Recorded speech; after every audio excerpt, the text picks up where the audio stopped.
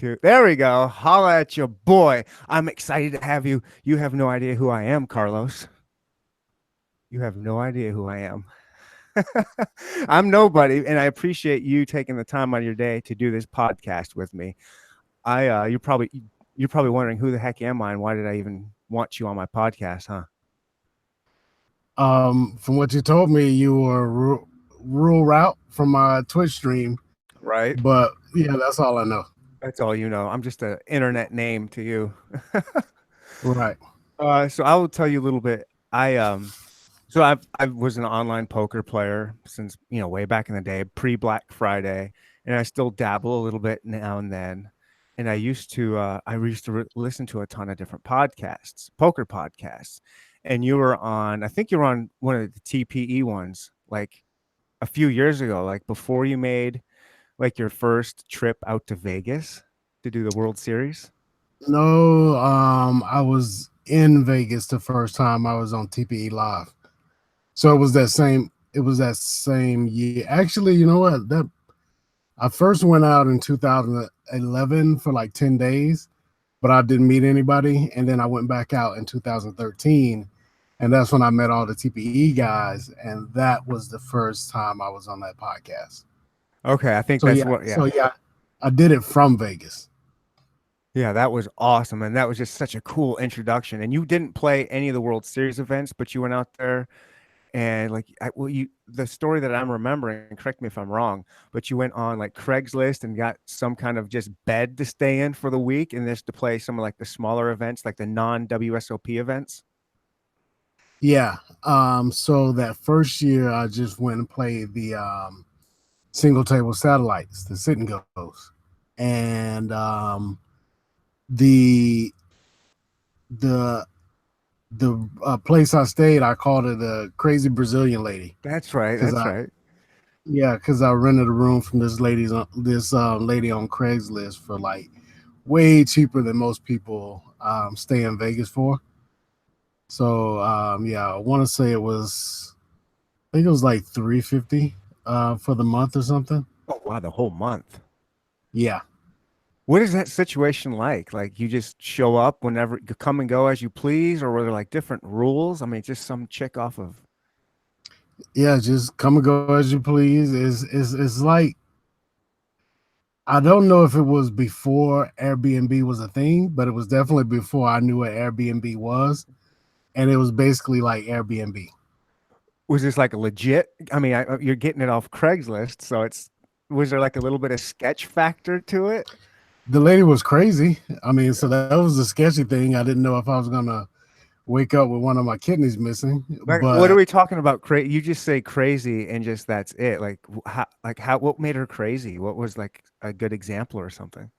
well, she talked a lot. She had crazy stories. Probably the biggest one was how she was in love with Kenny Rogers, and she thought she had the way she tells the story is that she was at one of the local casinos with a group of her friends, and Kenny Rogers was there, and he saw her and told her to wait for him. He had to go do something, and he was going to come back. But then her friends are like, "Look, we got to go." So she's kind of like torn between who she refers to as Ken and her friends. And she finally went with her friends, and she never saw Kenny Rogers again. And in her mind, that was her chance to marry Kenny Rogers. And so she's obsessed with him, talks about him every day. She told me about some vitamin that she had that cures cancer. She told me that I think she said she used to be married to the president of Brazil until she found out he was gay. Um, all kinds of crazy shit. Okay, And so yeah, that's legit crazy. yeah, yeah. She the last time I saw her, she was paranoid about she stayed in a condo upstairs, and she said that she had a friend downstairs that for some reason I don't remember what the situation was, but her downstairs friend had a key to her condo, and she had a bowl of plastic fruit sitting on the table, like decorative fruit. that she says she got it from Caesar's Palace. It was worth like $300. And then, like, every now and then she would notice like one of her plastic bananas missing or a couple of grapes here and there. And so she accused her downstairs neighbor of sneaking in with the key and stealing plastic fruit. And so she changed her lock and was putting together a small claims Oh, suit against this lady. And she was wow. asking me for help with it. And I'm thinking like, lady, I'm just here to play poker. So I Right. don't know. Yeah, she was crazy. She's crazy. Was that the only time you stayed with her? Was that the time you were out here that first time? No, I ended up staying with her. So I stayed with her the first time, and that was 2011. I didn't go to Vegas in 2012. Uh-oh. 11 was the year I did the 10 days. So I stayed with her in 2013. And then in 2014, I booked with her again, but I didn't stay that much because luckily the TPE guys let me crash on the couch there. And so I'm thinking like maybe the lady just has like this amazing strategy of where she gets poker players to pay her to stay there, and it annoys them so much that they don't stay there. And maybe she was renting like that room out to like 10 different people who just did not want to be there. It's a Who brilliant knows? strategy. A brilliant Yeah, strategy. yeah. So probably 15 was probably the last time I saw her, and I haven't been back since. But she was crazy, but I'm kind of fond of her. She was a lovable lunatic. That's awesome. I mean, better to have a lovable lunatic than like a psychopathic lunatic. Yeah, yeah. I never felt in danger, other than the fact that she sets her thermostat or air conditioning on 88 Whoa. and doesn't. Yeah, she doesn't want it to go past anything under 88. She feels like it's costing her too much to run it, and so the only danger I felt was maybe of heat stroke, Right. No but I kidding. never, I never felt like she was a um, Hannibal Lecter or anything like that. Nice. Nice. Um, so I'm going to switch gears for a minute. You are right now doing this podcast out of a van. And Yep. so when I first heard about you, you were going by, the homeless poker player. Like the story you Yep. had is just, I mean, are you still you play a lot of online poker and basically I was following when you were still living in on the East Coast, like kind of near Atlanta, right? Yep. Yeah, and then you basically just living out of your van and playing poker, and now you've moved. Are you in Vegas now, or where are you now? I'm in Portland. Portland, Oregon. Yes, Portland, Oregon. I got a job up here as a substitute teacher. So I left Atlanta in 2015. I bought the van in 2015 to live in it. Packed all my stuff, drove across the country to Vegas, and planned to live in it in Vegas. But around the same time, man, these years kind of blend together. I want to say this was like early 2016. Um, Alex Fitzgerald, Assassinato, is a friend of mine who was living in Costa Rica at the time, and he moved back to the U.S. and he and I got a place together outside of Vegas for a year. And since that time, I've been back in the van, and so I guess I've been back in the van since like 2017. But the difference between now and early 2015 is I have there's cheaper um, hotels and Airbnb. So all kind of, I'll say the past week or so I've been in the van maybe 4 or 5 days a night. I'm 4 or 5 nights a week. But when I was in Atlanta, it was more of a full time thing because this was before I knew about Airbnb, and in Atlanta, it was hard to get a hotel room for under like $60, and that wasn't worth it to me. But in Bullhead City, I mean Laughlin, outside of Vegas, I was getting hotel rooms for like $25 a night, nice Wow. hotel rooms. So I started staying there a decent amount, and not Craigslist, Airbnb. I can find pretty nice rooms for $25 to $30 pretty much anywhere I go. So when I'm able to get those type of deals, I'll take it. But anything above $50, I'd rather be in a van.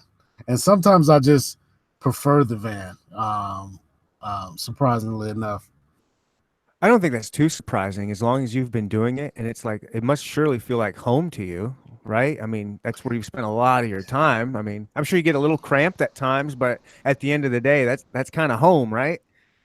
Yeah, it's home. Is not cramped at all, and I almost rather be in the van in the middle of nowhere by myself than to be in the Airbnb where like the owner's in the room next over and I can like hear them and they can hear me.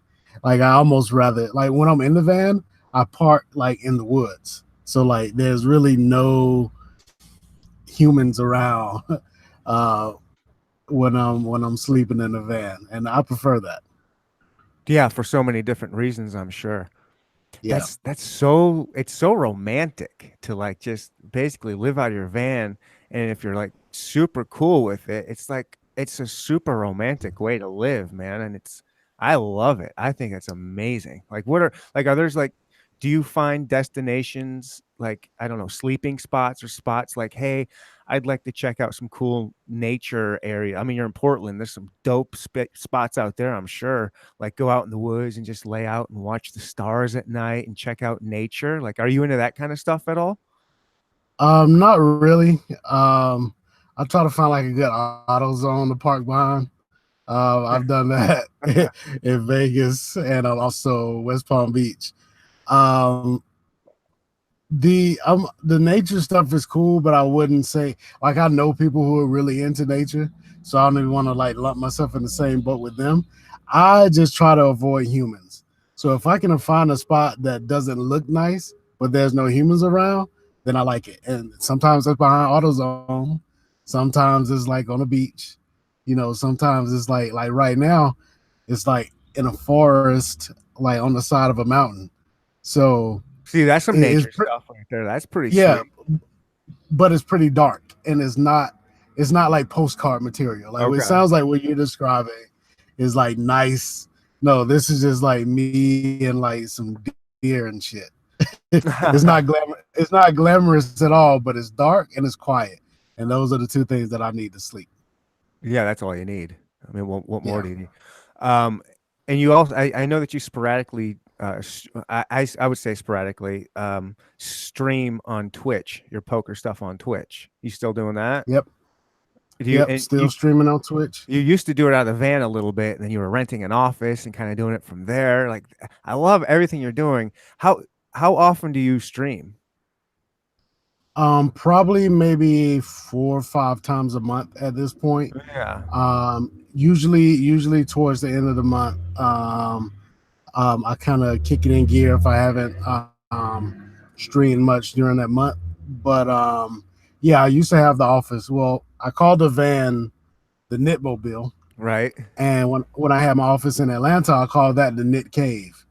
And so I would stream sometimes from the van, sometimes from the office. And once I got out west, I was paying, I think it was like 200 a month for that office.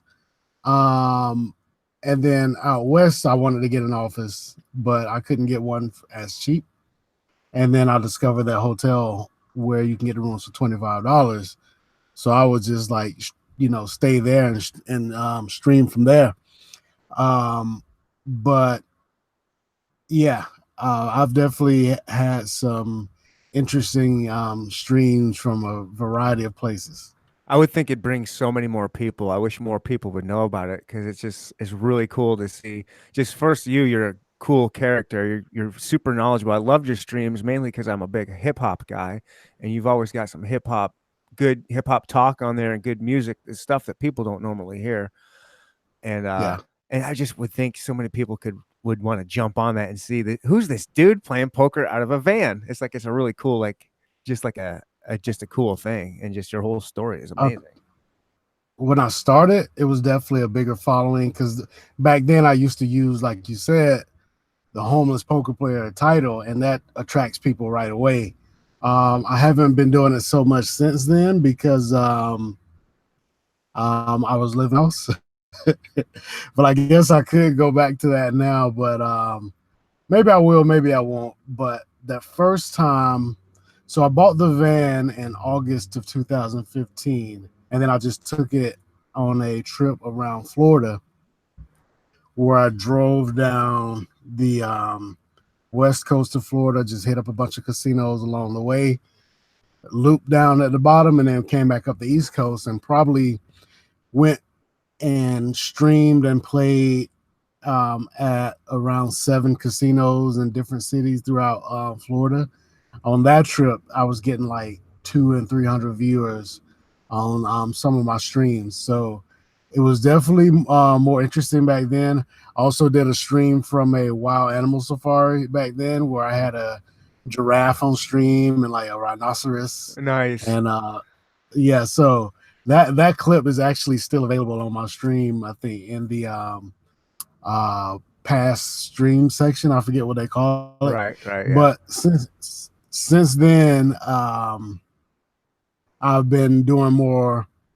Also in April of 2015, I won the Bovada Major for 27K, and so I had a lot of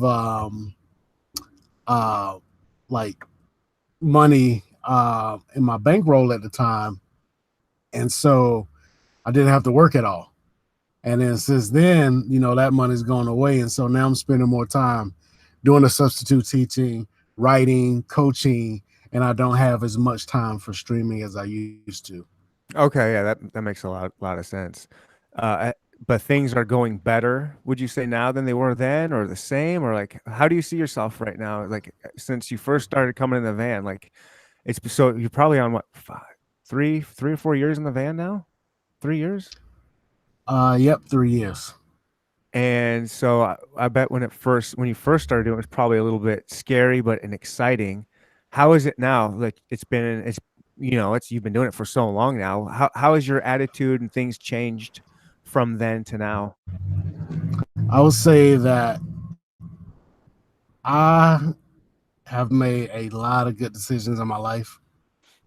And of all the good decisions I've made, getting in the van was by far the best. Yeah. And so just the amount of freedom, freedom of location, freedom of time in terms of like, because I don't have to pay a mortgage like I used to.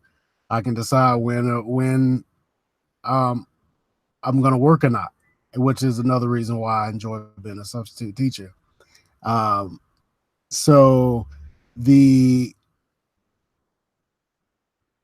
difference between now and then, um, I don't think there's much of a difference. It was never scary for me in the beginning.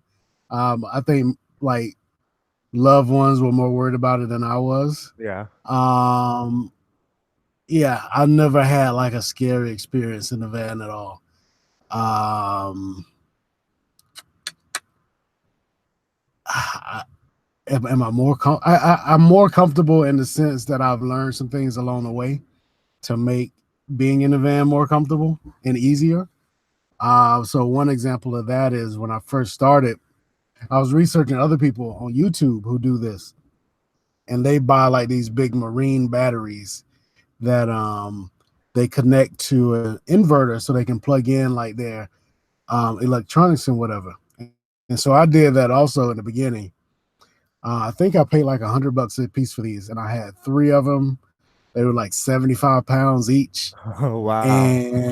and I would have to like charge them, so they would last for like maybe 3 4 hours, and then I'll have to like take them to AutoZone, which is why I ended up staying behind some AutoZones, drop them off at AutoZones, and they will like charge them up overnight. So for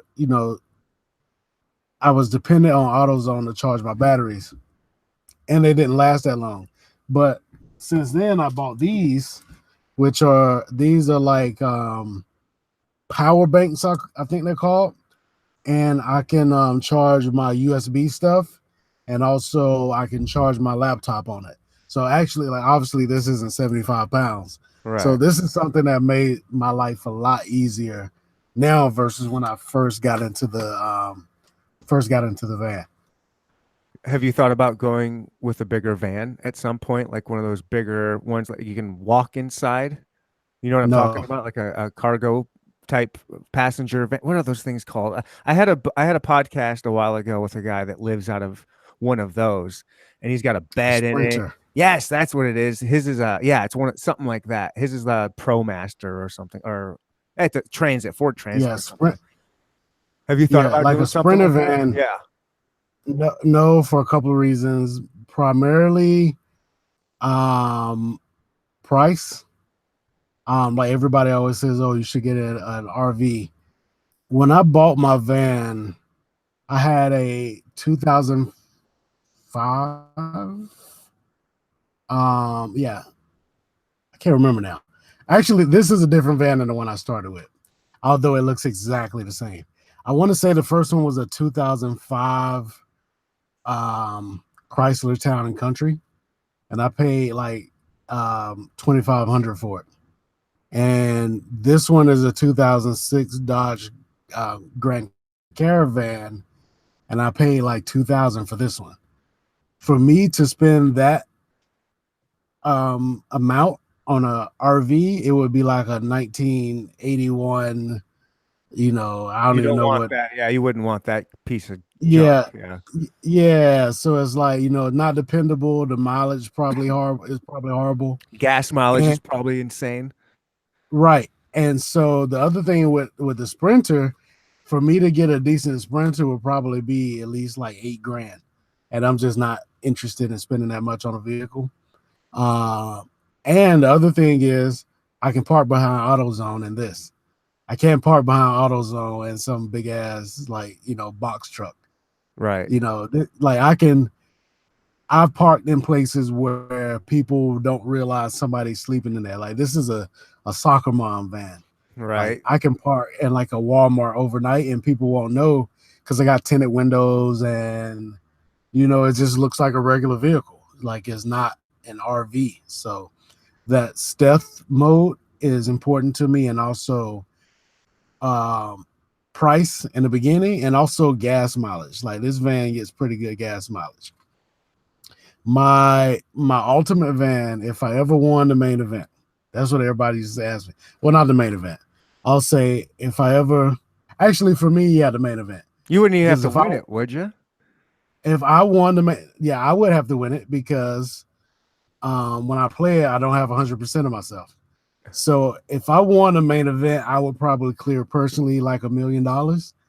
And if I had $1 million, I would just buy like a 3 or 4 year old version of this van, except hybrid. So that's my dream vehicle is a like a 2017 right now, because that was like the first model I think that came out, the first hybrid van I've seen.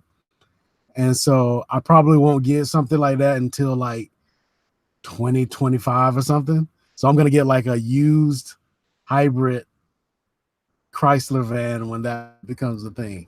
I believe you. I I Yeah, I wouldn't believe a lot of people. I think a lot of people would be naive and think because if you won the main event, you would get so much press. You're going to get sponsors. You're going to make a lot more than the $1 million that you have of yourself. You're going to make a lot more than that, right? And I yeah. would, and you have, the fame and the adoration going on with it. And I think a lot of people would say that, oh, I just get a van and keep doing that. But I think they'd really be like, oh, I just hit it. I'm going to buy a dope house, a sweet ride. It's time to live my life, son. This is what we came to do. But with you, I actually believe it. I think you really would just keep doing the van thing. People cannot wait to give the money back when they get it. Right. Can't wait. I was having a conversation with my buddy Mike Snyderman the other day, and I kind of coined this term. I think I haven't heard anybody else said in these words, but it's like we all pride ourselves on being good poker players, and then we go out and just let life value bet the shit out of us. And it's like every time you spend money on something that you shouldn't spend money on, it's like making a river call with like second pair against a guy who's never bluffing. And it's like, nah, just because I want to winning the main event to me for $1 million profit for me would be like, getting in aces versus kings in a tournament and getting a big stack. I'm not going to immediately start dunking it off just because I got it. I'm going to Right. try to hold on to it for a while. And that's where a lot of people make the mistake. Like I saw somebody recently went deep in the main and immediately, I think, posted pictures on Twitter of like 2 vehicles they bought, like just right away. And I'm thinking like, okay, man. For me, money is not meant to be thrown away like that. It's just like buy-ins. It's just buy-ins for the next tournament. So I don't Right. want to like give all my buy-ins away, then I can't play anymore. Right. Right. Yeah, I was just talking to someone the other day uh, that started his own company, and it's fairly small, but it's been growing. And he says he takes all the profit that he makes and he just keeps putting it right back into the company. He doesn't take any of it out for himself. He just and keeps doing it, and that's how you grow your company. And it seems like I mean, that's what you are. You're your own company. You're in the business of Carlos Welch. And I think that's incredibly wise to just take those money and just keep putting it back into more buy-ins. Yeah, more people, more poker players should look at that.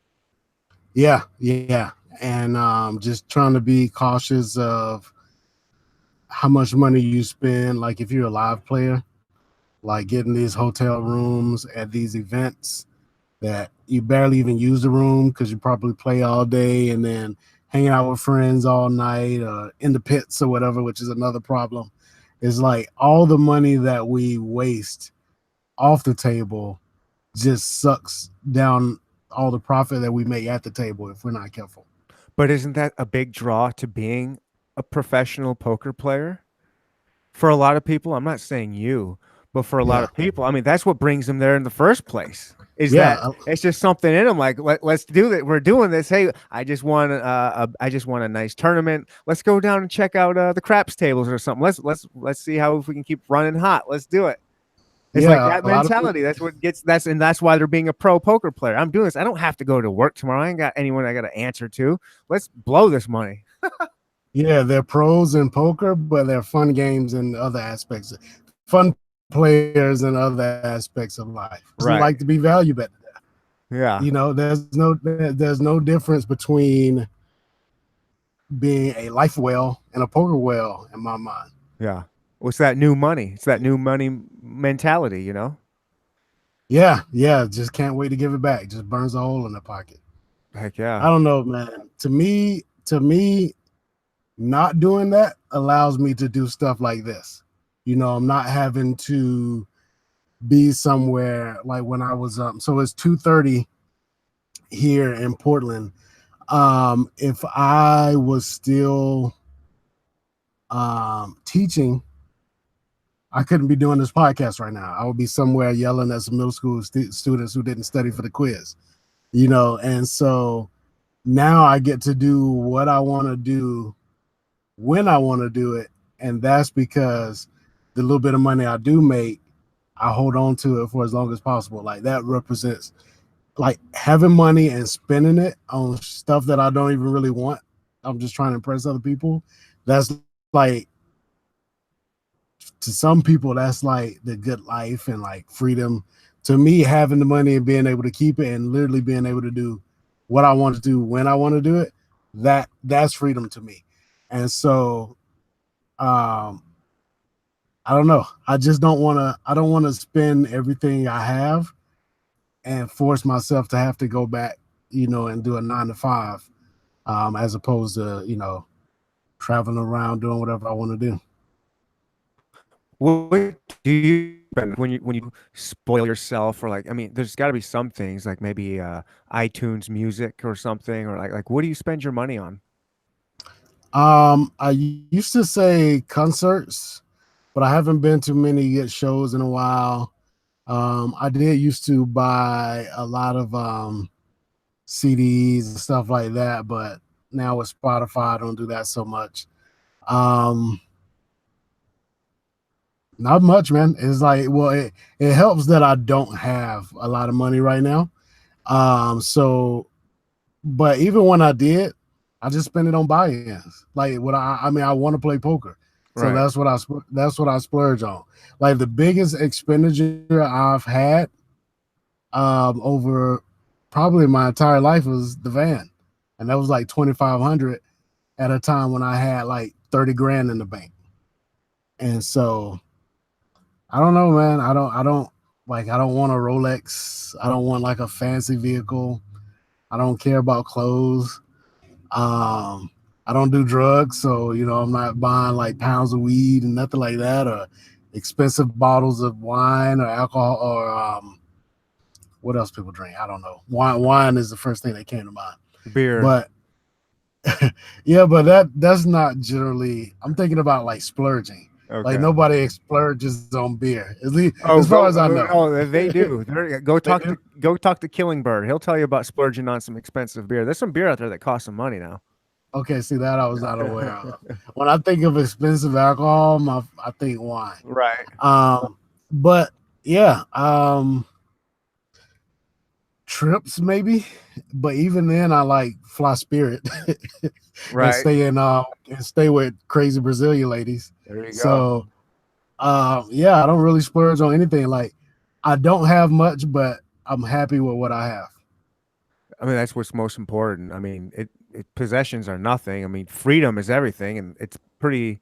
I mean, you can't put a price on freedom, and you have it, and you're doing it, and it doesn't matter what it looks like. If that's what you want, and that's the most freeing thing for you, that's incredible. And you're beating the system. I mean, I don't have that. I'm not free. I gotta go to work tomorrow. I don't. I'm not looking forward to it either. You've got me beat. I mean, look at it. It's Yeah, amazing. and you know what? I'm gonna go to work tomorrow also, but I'm looking forward to it.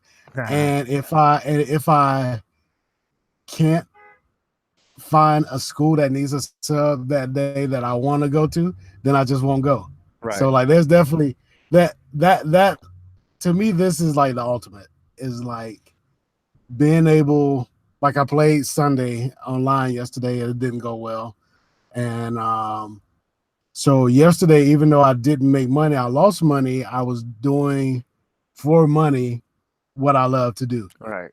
And then tomorrow, um, I'll do something else I love to do for money, which is teach math. Or another thing I found that's pretty cool is I can go sub in some of these high school classrooms, so like some of these upper level classrooms, and like get paid to learn. Like I subbed in a philosophy classroom the other day. I didn't take philosophy in high school. Like I learned more in that class than the students did. And so, that is exciting to me.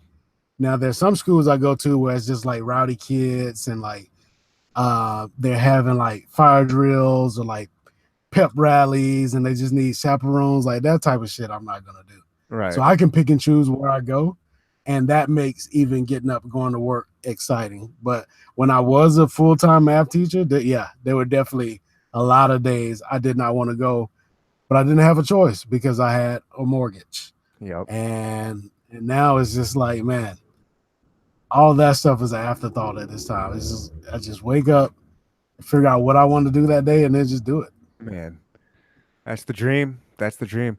Can I go back to something you mentioned that you lived with Assassinato for a little Yep. bit, for like a year? Yep. I used to listen to his podcast too for a long time. And that dude is something else, man. I would love to talk to him. I bet that, I mean, just the stories he's had on his podcast and the life that guy's led. I bet the two of you together, I would love to have been a fly on that wall. What was Yeah, that we like? had What was some, it like living with him? That had to be a really cool time or different time. man, I don't. we had some really good off off camera conversations that were pretty life changing for both of us, I think. Like he's a really cool guy, and his podcast was one that really that I really enjoy. Also, like the year before I stayed with him, I used to listen to it all the time. And when I lived with him, I listened to it twice because I'm in my room and he's in the front room recording it, and he's pretty loud. So I'm hearing it when he's doing it, but I'm not getting Barry's side of the conversation. So after it came out, I would go back and listen to like Barry's responses.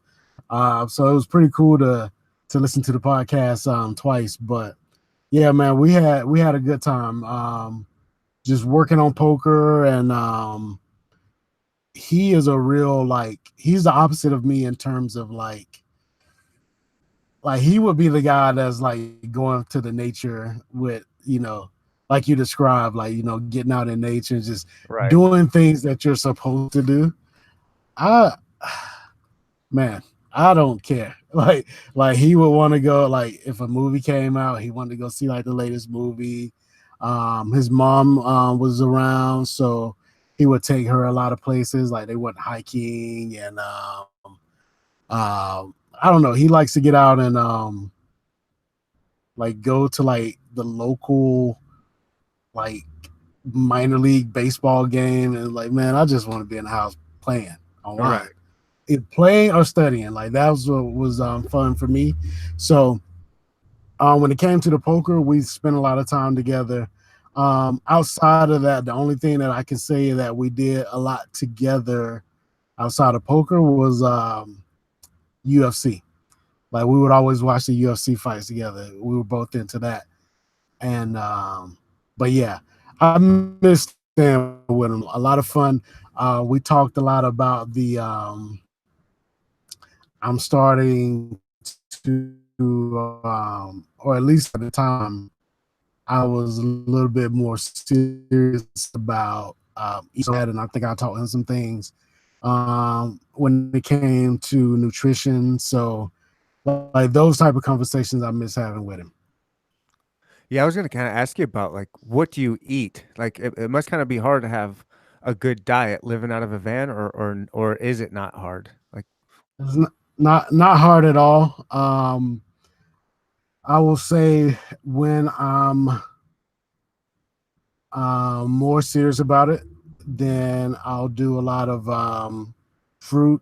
Um, I can do smoothies. I got like a little Nutra. What's it called? Like a Ninja Bullet thing, oh where I yeah, can do yeah, like a little blender. I can do smoothies with. Um, and then when I'm less serious, is these. So right here, I got Laura bars, which are kind of like granola bars, but they're made with like just whole fruit and nuts. So like when a lot of things when you read the ingredients, it's like all these chemicals you can't pronounce. Like these are dates, lemon juice, and dried lemon concentrate and lemon oil. So, but like basically like you know whole foods in the ingredients. So when I'm being like when I'm not concerned about losing weight, I'll eat stuff like this, which is still healthy, but you can easily overdo it on these. And sure, I yeah, do overdo it. because But they're easy. but man, yeah. But when I'm on my game, it's like man, Mike Snyderman, I was just at his place in San Diego um for like I think like a month, a couple of weeks ago, and we were eating vegan chili, which is basically a whole bunch of different vegetables, some tomato sauce, and some chili powder, and that stuff was amazing. So when I'm like that kind of thing, I can do in the van, like Do you have like something. a little stove or something, like a little propane stove that you can use to cook on? No, but I have an air fryer. That's something. Is Some people don't know what that is. I don't know if you're familiar Yeah, with I know it. what an air fryer is. I hear a lot of people. I've heard nothing but good things about it. Yeah, it's kind of hard to describe to people who don't know what they are. So I'm glad you do. But the way I try to describe it to people is like kind of like a microwave. It's like a microwave mixed with it looks like a bread maker, but it acts kind of like a microwave. But I have one of those, and what I'll do is there's certain parks around town where you can like they have outlets. So I would just like go plug in and like whatever I'm cooking usually doesn't take more than 5 to 10 minutes, and just do that real quick. Um, yeah, but for the most part, it's a lot of easy whole food type things. Like the other day, I put a picture up on Twitter where I went to the store and just bought. I bought like a bag of veggies, some grapes, bananas, an orange. I think I still got that damn orange somewhere, and it's probably ruined now because I haven't eaten it yet. It was like a week ago, and watermelons. And I just went and a slice of watermelon, and I just went to the park and just had like a picnic on like a random. This is like a week ago on like a random Tuesday for no reason, and so I could eat well pretty cheaply out of the van and just eat fresh because I don't have a way to store things like that when I'm in the van. I'm just constantly like buying what I need for that day. So it's fresh and it's good for me. Yeah, that's not. Yeah, the podcast I had on with the other guy that was living out of his van, he said that he would go to the grocery store every single day, and that's how he would be able to eat healthy that way. And then plus it just gave him something to do. It's like, when you live in a van, I'm sure there's a lot of downtime where you're just, kind of maybe looking for something to do, and at least for him anyways. And that's what he would do. He'd be like, all right, I'm going to go to the grocery store and get my food for the day, like every single day. Yeah, I drive around a decent amount because I don't stay in the van. I sleep in the van, but usually during the day, I'm like at the library or, you know, they don't have them here, but there's a restaurant that I love called Jason's Deli, which is like an all you can eat salad Oh yeah, place. we got some of those around here. Yeah. That I wish they had one. everybody raves about their salad bar. Yeah, like I used to eat there like every day. And then I would be in there for like 5 or 6 hours. So I would get like seconds and thirds. And I'm like sitting in the back playing poker on my computer and then like eating salad on the breaks. So can't remember where we're going, where how Jason's Deli came up, but um I'm spending a lot of my time in the library. So that gives me an opportunity to charge up my power banks. And I'm just like studying poker, writing about poker, or playing poker pretty much every day. And I have plenty to do. In fact, I have too much to do a lot of times. So I never have that issue of like, just sitting in the front seat of the van, just twiddling my fingers at like, 3 p.m. with nothing to do. Like I'm constantly like doing poker stuff. Wow, you're still that's how long have you was when you first started going in the van, is that when you first started calling yourself like a poker player, like kind of professional? Do you consider yourself a professional poker player, I guess?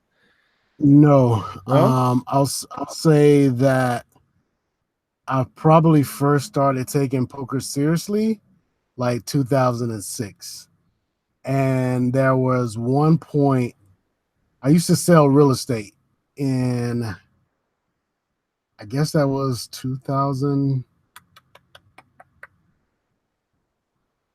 Okay, these years are kind of blurring. Uh can't remember exactly what this must have been 2006. So I started playing poker in 2004.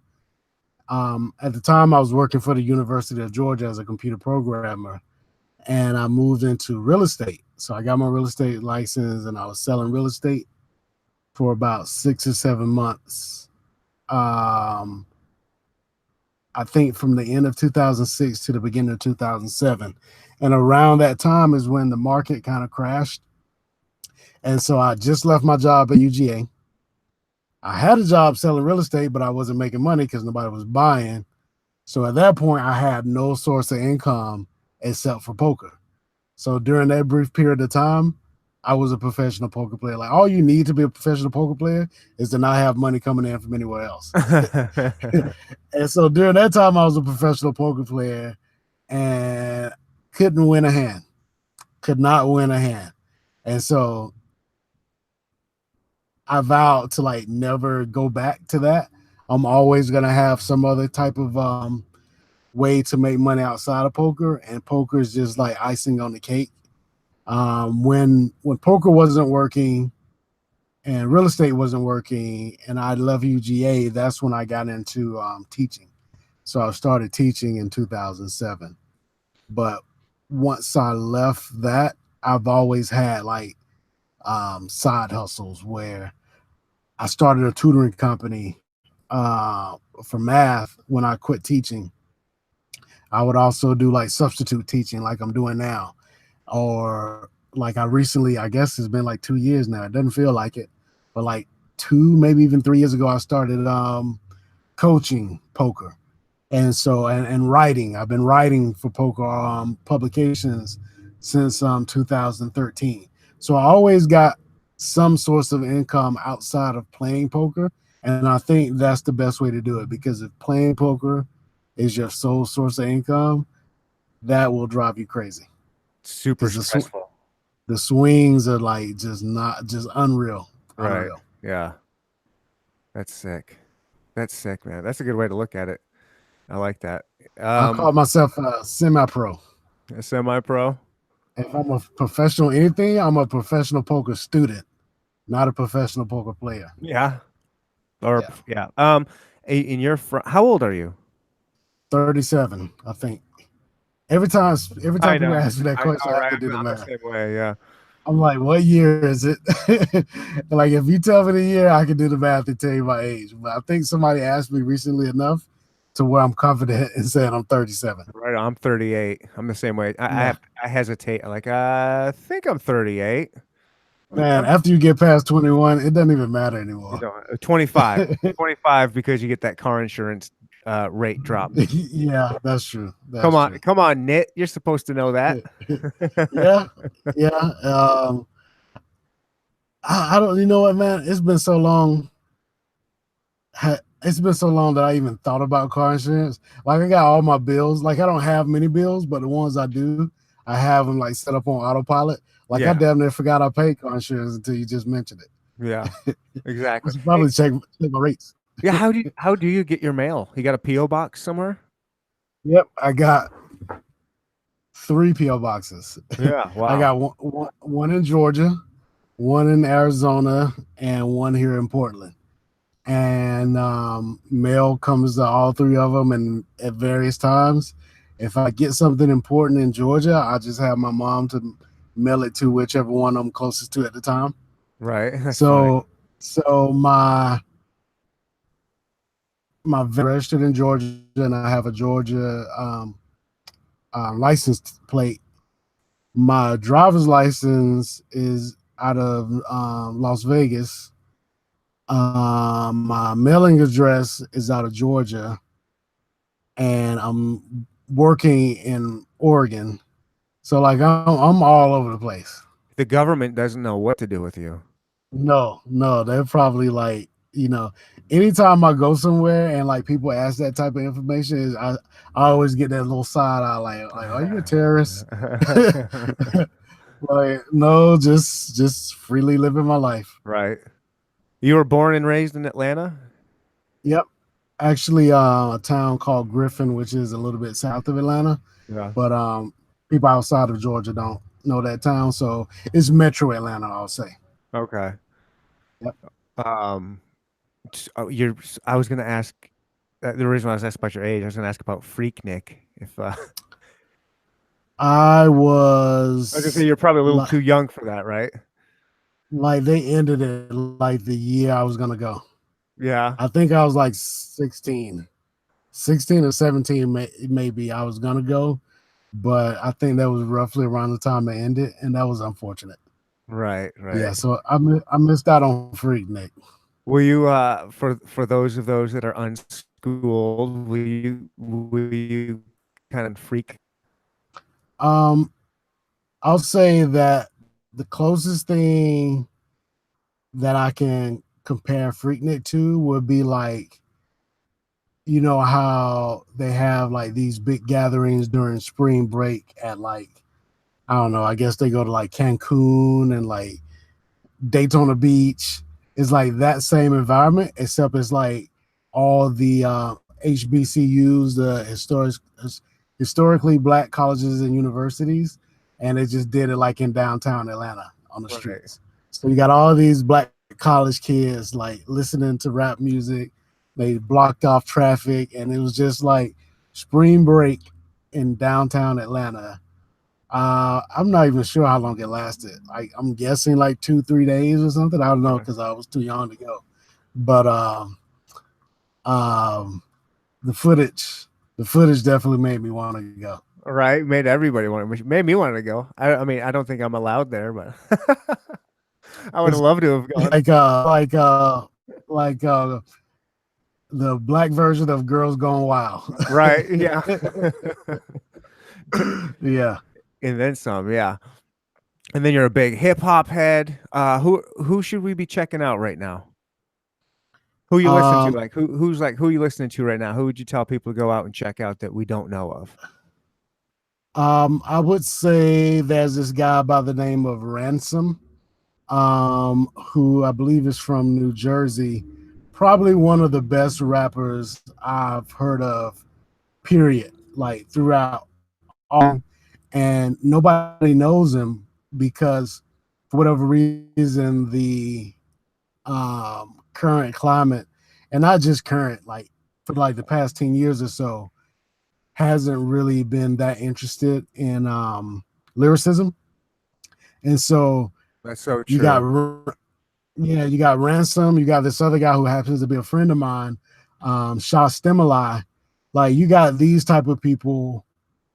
Another friend of mine, 3D Nati, who is a female rapper out of New Orleans. They all came along like after the year 2000, and nobody knows them. But had they come during that decade prior, they will all be like legends. Yeah. Like their music is that good. Like they're on the same level as some of the big artists that we know from the 90s, lyrics wise. But like those artists, none of these people have songs with that have a dance attached to it. Oh, So right, right. because of that, you'll never know them. But if they, But we all came know out who with a tag team is. yeah, Yeah. if they came out with a dance, everybody would know them. And I was actually having this conversation with somebody earlier. Um, the current Eminem album kind of brought this up. Like, not only are people not interested in um how can I put this? The younger generation now, they're not interested in people with rap skills, and they're even less interested in people with like there's a difference between being skilled at rap and being a good lyricist. Right. Like I'll say like uh when I first heard of Eminem, I noticed I appreciated how skilled, but he wasn't like I guess the difference is like being skillful, but like having important music also. Like actually, that's like the get to that. Like Tupac, his music was always, well, most of the time important, but sometimes the skill was a little bit lacking. But sometimes he had both. And when I first heard Eminem, I saw the skillfulness, but it was like real playful rap, and it wasn't like important. And then he started making like important songs with the skillfulness, and Yeah. that's when I was like, okay, this dude is a legend. But then, like over the last 10 years or so, at least from what I've seen, and I'm not 100% up on Eminem's last decade of music, but from what I've heard personally and what I've heard other people say, is that the skill is still there, but he doesn't like the message music isn't there as much as it was before. And so nowadays, not only are people not interested in skillful rap, they're also not interested in like people with messages. And so I feel like such an outsider because those two things are like the most important to me. It's like I never thought I would see a day where like the average hip hop fan was just like straight up disrespecting Eminem. It's like, but these young kids, like to them, he's some old dude that's rapping really fast and using big words they don't understand, and all they want to do is dance. And so I used to be bitter about it, but now I was like, you know what, man? I said this on Twitter the other day. I will let these young kids have their hits now because I know I get to have the classics forever. Right. And It's a good way to so look at it. Yeah. the stuff that, in fact, the stuff that they were listening to this time last year or 2 years ago, if you bring it up, they've forgotten about it. I'm still listening to shit for like 20 years ago, so, I rather have my classics than to have your hits. What are some of your favorite classics? Stuff I like is going to be like back in the day when they would call it B-side. So like B-side songs, like not the hits on the albums, and like I may mention songs that people maybe not even be familiar with. But Nas had a song called "Ghetto Prisoners" on one of his albums. I think it was on "I Am," and the big hit from that album was "Hate Me Now" with Puff Daddy. I think a lot of people Everybody probably know knows that that one. That song. was huge on Yeah, MTV. Yeah. right. But "Ghetto Prisoners" is like a song that wasn't a hit. Not many people knew about it, but that song was real inspirational for me. Tupac had a song called um, Papa's Song, which had a line in it that, man, I must have been like 15, 16 years old when I heard this, but he had a line in it where he said, well, actually, his brother said, that's why I'll never be a father unless you got the time. It's a crime to even bother. And I remember that line to this day. I listen to that song often, and it became a principle in my life. Like, this is why I don't have children right now. Right. Because I knew how hard it was for me growing up without a dad. And I'm thinking like do that to somebody else because I don't feel like I'm like being a parent is the hardest job in the world. And I don't think I'm qualified for it. I chose not to be a parent for the same reason I chose not to teach calculus. Can't do it, you know. Right. And Yeah. so and so it's like, there's certain songs that were never hits that had lines in them that became like principles in my life. Nas had another song that I can't remember the name of now, um, where he personified a prison cell. And that shit sounded so scary the way he described being in prison. I was like, man, I'm never going to jail. And I never have. Every time I think about it, every time I think about that song, it makes me want to like walk the straight and narrow. Nice. That's awesome. Yeah, I didn't think you were gonna have any of the classics that most people would know. That's why I was asking. I was just kind of trying to get some deep cuts. Yeah. So like, I'll say probably since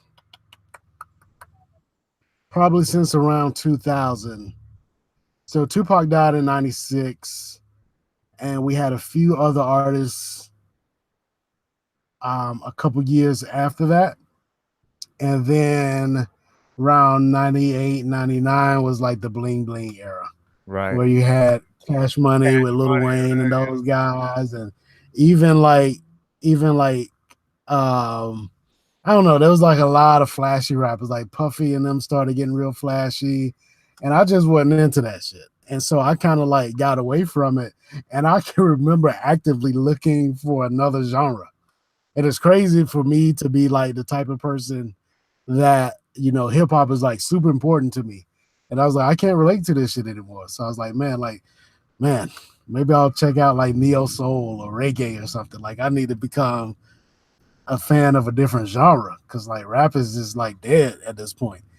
But I'm saying all this at that time because I was young and I didn't know anything about rappers that were not on the radio or rappers that were not on TV.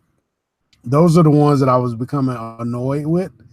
But I met a guy who was working with a phrase I never even heard of before, underground rappers Yeah, and right. independent rappers. And then when I met those guys, it was like that's when I really fell in love with it because it was like going to a show and seeing Tupac or Jay Z, and you're in the crowd, they're performing, and then after the show, they come off the stage and talk to you, and then they're friends with you. Like obviously, that's never happening with those mega superstars, but a lot of these underground artists that happened, and it was like the music was just as good, and these are interesting people in general. So I've made a lot of friends with a lot of independent rappers, and now that YouTube is a thing, like a lot of people are making like big names for themselves without these corporations at all. So I think that's pretty awesome. In fact, around this time, my buddy, who is his name is Vic, uh, he had a record store at the time, and there was this up and coming rapper in Atlanta would come up to the record store all the time and ask Vic to like sell his CD. And I would work in the record store with Vic sometimes, so I got to hang out with these people. And this was Ti. Oh wow. So yeah, so we kind of knew Ti because before he became famous, and kind of got a chance to like watch his journey. And We're I'm still friends to this day with the vice president of Grand Hustle. So those type of experiences. I used to have a radio show in Atlanta. Um, I don't know. I don't talk about that much because like usually I'm talking about poker on these podcasts. But Vic and I hosted a radio show where we played independent artists, and a lot of those guys have gone on to become famous. So that was a pretty cool experience that I hated I had to give it up. I gave it up mostly because the show was late at night and I started teaching, and I couldn't come in there sleepy every day and like being grumpy with these kids right. because Yeah. I was tired. But man, those were some good times. I remember Two Chains back then. He went by Titty Boy. Kitty boy. Yep. Yeah, and he wasn't popular. And in fact, that I can remember a really funny experience where um, Ti and Ludacris didn't like each other, and Oh, that's funny. A couple of midgets going at it. I'd like to see them brawl. yeah, and so Titty Boy or Two Chains was Ludacris's friend, and Doug is Ti's friend. Now Doug's not a rapper; he's the vice president of Grand Hustle, Ti's record label. But they were both at the store at the CD store at the same time. So like we know there's the rap beef going on, and this is like right after like the Tupac and Biggie thing. And so we didn't really know what rap beefs were. Like that was my first experience with like a big time rap beef. And so now I'm thinking like, oh shit, like we got Doug here and Titty Boy here. It's about to go down. But nah, they just kind of like, said what's up to each other. And um Titty Boy, I should call him Two Chains.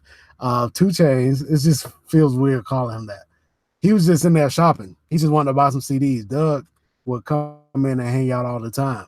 So he came in, bought the CDs, and like I think he took a picture with Vic and Doug and left. So it wasn't a big deal, but I got a lot of stories like that I don't get to talk about much anymore. Like I can remember Young Jeezy performing at an open mic that we put on and got upset because nobody knew who he was. Like nobody was paying attention to him when he performed. He like threw the mic down and like threw a temper tantrum and left. And I'm thinking like, okay, first of all, that guy sucks, and then he's gonna act like you know a diva because nobody liked this horrible song. So Right. I'm thinking like, forget that guy. And then like a year later, maybe not even a year, maybe like 6 months later, I'm walking down the street and I step on like a flyer, and I pick up the flyer and it says, "Come to Young G's birthday party hosted by P Diddy. And I'm thinking like the dude who was at the club the other night. Oh I was wow. like P Diddy, like so his popularity jumped pretty quickly because I don't know. I didn't get it. I mean, I still really don't like him now. I think he might be a little bit better now. He's probably got some other people writing for him. But when he first started out, he was horrible. Like anytime somebody raps a word with that exact same word, I'm automatically just turning it off. And he Yeah. used to do that. He used to do that a lot. So yeah, man, Who are some? I missed the. Did you get? Go ahead. Was it just kind of like East Coast rappers, or did you get like a lot of West? Like, would it be all kinds of people that you'd be able to meet through this, or? Let's see. It was mostly Atlanta rappers that I met or people from the South. I met Bun B. I met Lil Jon. Oh, Um, can I tell you my favorite? And I want to know if you 8 Ball and MJG. I've seen them perform, but I Yeah. haven't like talked to them. Like the people that I'm mentioning, I've talked to Oh, nice. or sat down and like listen to conversations that they've had, not just like going to shows. I did see A Ball and MJG. What the hell is that? I don't What's know if that? you heard that. No.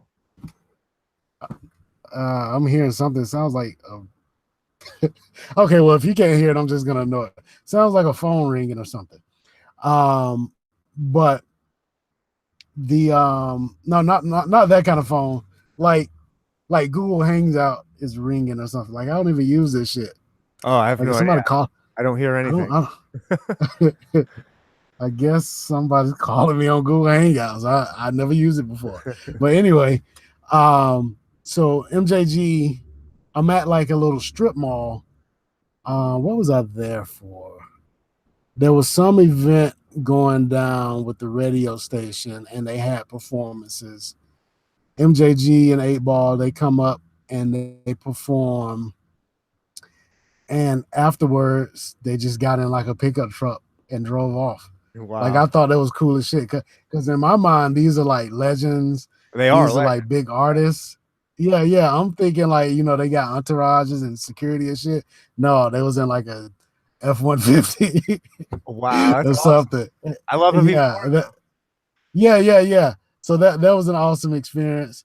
West Coast artists. I don't think I've ran into a lot of West Coast artists or even like the East Coast, like New York type area artists that I ran into were like the ones that were not big names.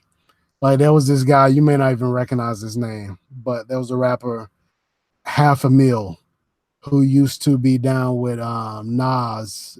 So like there's Nas. He had like Nature and Cormega, like all these like dudes that would rap with Nas. Like probably the most famous one was AZ. And so maybe that name's recognizable, but these other names like people may not know. But met half a meal in Atlanta. He was really cool. Um, but no, man, I'm thinking of the West Coast rappers I know that I'm familiar with, and I don't think I've met any of them. Yeah. Um, that's kind of weird now that I think about it. In fact, there's like this dividing line in my mind in terms of what I would consider legendary West Coast rappers like Tupac, E40, you know, Richie Rich, like those type of guys. Obviously, I would have never met them. They were before my time. And then these new guys like The Game and Kendrick Lamar, like that. YG or something, you know. Yeah, so it's like I can't like there's got to be like a middle ground that I can't think of. If I was ever going to meet anybody, it would be somebody in that middle ground. Somebody that's not super famous like Kendrick Lamar and somebody who's not super legendary like Ice Cube. It would be How somebody in the middle. how about a legend? And Yeah, how about like a legend, but maybe I got a name for you. Maybe he's too big, too short. yeah, too short is a legend, and I never met him. I did talk on the phone with Mo Preem one time. who was Tupac's brother. He was in the group Thug Life with Tupac, but most people don't know who he is. That's about all I can think of as far as West Coast. Unless you want to talk about like Thesaurus, who I've met through poker, Right. one of the pros on TPE. Um, I first saw him in 2006 when I was watching the World Rap Championships. So I knew him. I was a fan of him from the beginning as a battle rapper, and then I met him through poker, and then we became friends that way. So he's probably like the only West Coast rapper that I would consider a friend. Yeah. That's That pretty cool. seems If you weird have, though. yeah, yeah, yeah. That, About the it West seems, Coast. I got to think more about it now, man. There's got to be some more. Like, yeah, probably of all the ones that of all the rappers that I know, like the ones I'm closest with, would probably be Sha Stimuli, 3D Nati, and those people I met when I was working in radio in Atlanta. There's a guy I went to high school with that had a little bit of a rap career. He went by Homeboy. Like most people don't know him, but if you're a wrestling fan, uh, there's somebody in wrestling named Coach or something like that. He did like the theme music for that guy, and he was on a song with Yin Yang Twins. Um, oh, you know what? Okay, so this is probably my biggest rap story. I'm in Walmart one day in Atlanta, and this kid comes up to me with a CD, wanting me to listen to it. He's like, "Hey, I'm a local rapper, and I'm trying to people to check out my CD." He's like, "I'm not trying to sell you anything." So at the time I was on the radio, I was like, "I'll check it out." So I listened to it. It sounded pretty good. I was like, "Cool." I was like, "Yeah, that's pretty good." Then he was like, "I'm not trying to sell you anything, but if you'd like to make a donation." And I just started laughing. I was like, "You slick motherfucker." And so I was like, "Look, normally I wouldn't do this, but um, I want this CD because I'm looking for like good local music to play on the radio."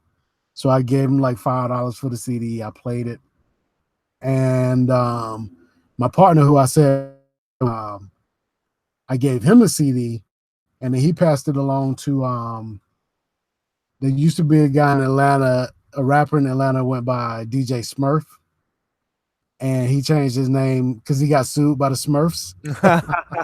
The Smurfs sued him, and so he had to change his name to Mr. Collie Park. And he Oh had a shoot! Yeah. yeah, so he put out like the Yin Yang Twins and a lot of Atlanta rappers. And the guy who I got the CD from, his name was VIC. Now you probably don't know that name, but I'm sure you know his song. His big song was called Wobble, and it's it's like a big song that you hear like at weddings, cruises. It's just like wobble baby, wobble baby, wobble baby, wobble. And that song got so big, but nobody knows who made it. And so, but I basically discovered the guy who made that song. Oh And so wow, that's really cool. I'm always laughing to myself when I'm out and about and I hear it. Like I was in the Dominican Republic, I heard it. I was on a cruise in the Bahamas, I heard it. I heard it playing like at a casino in Vegas. And I'm thinking like, if I told them this story. And like the song got big. So the song came out. Nobody really liked it. In fact, this guy, you remember Soldier Boy. Oh yeah. So Mr. College Park put out Soldier Boy. And this guy, VIC, was making music like Soldier Boy. He had a song called Get Silly. It was like a kid's song, kind of like Soldier Boy. And then he did this Wobble song, which was more geared towards adults, and nobody liked it.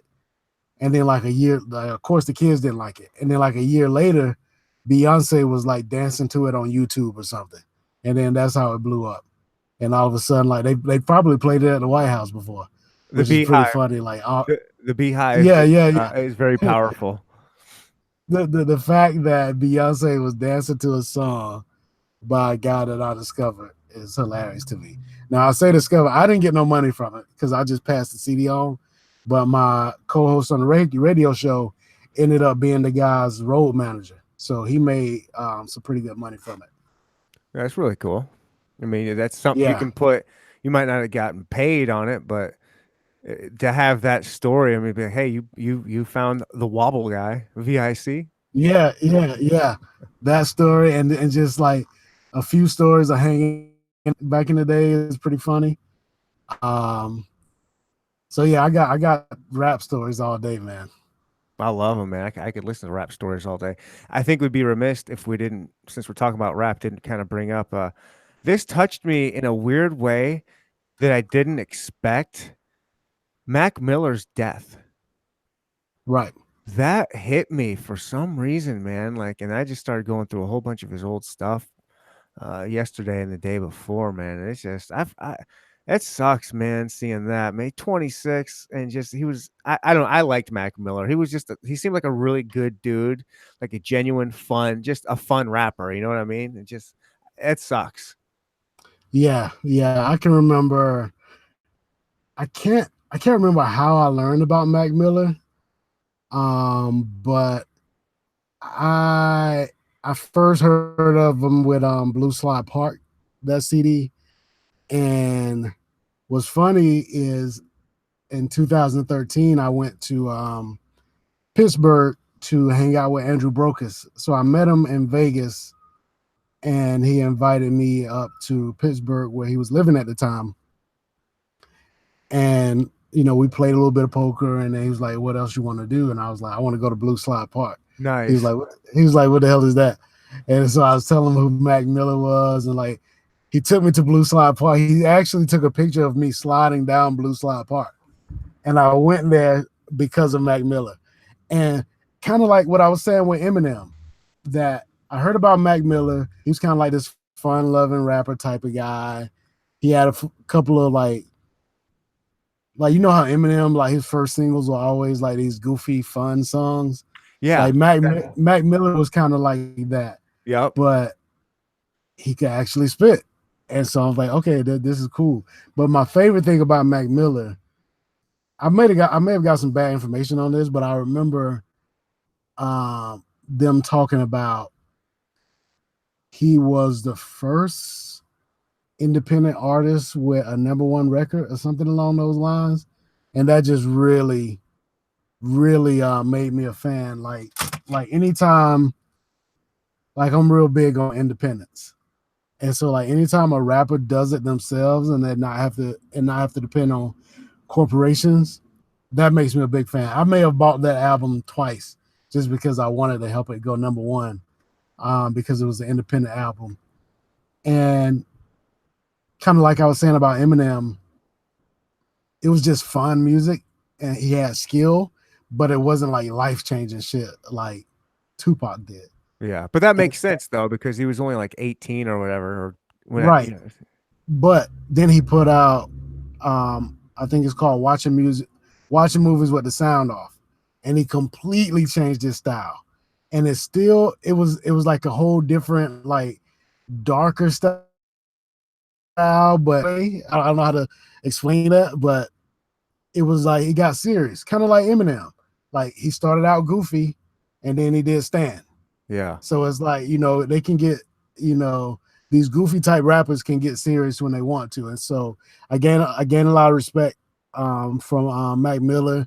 And whenever he got on songs with dope rappers, you could tell he would put the silliness aside and he would Yeah. bring it. It's like competition when two good rappers get on the track. And he was on a song with Static Selector one time. I can't remember the name of it, but he was fucking riding the hell out of that beat.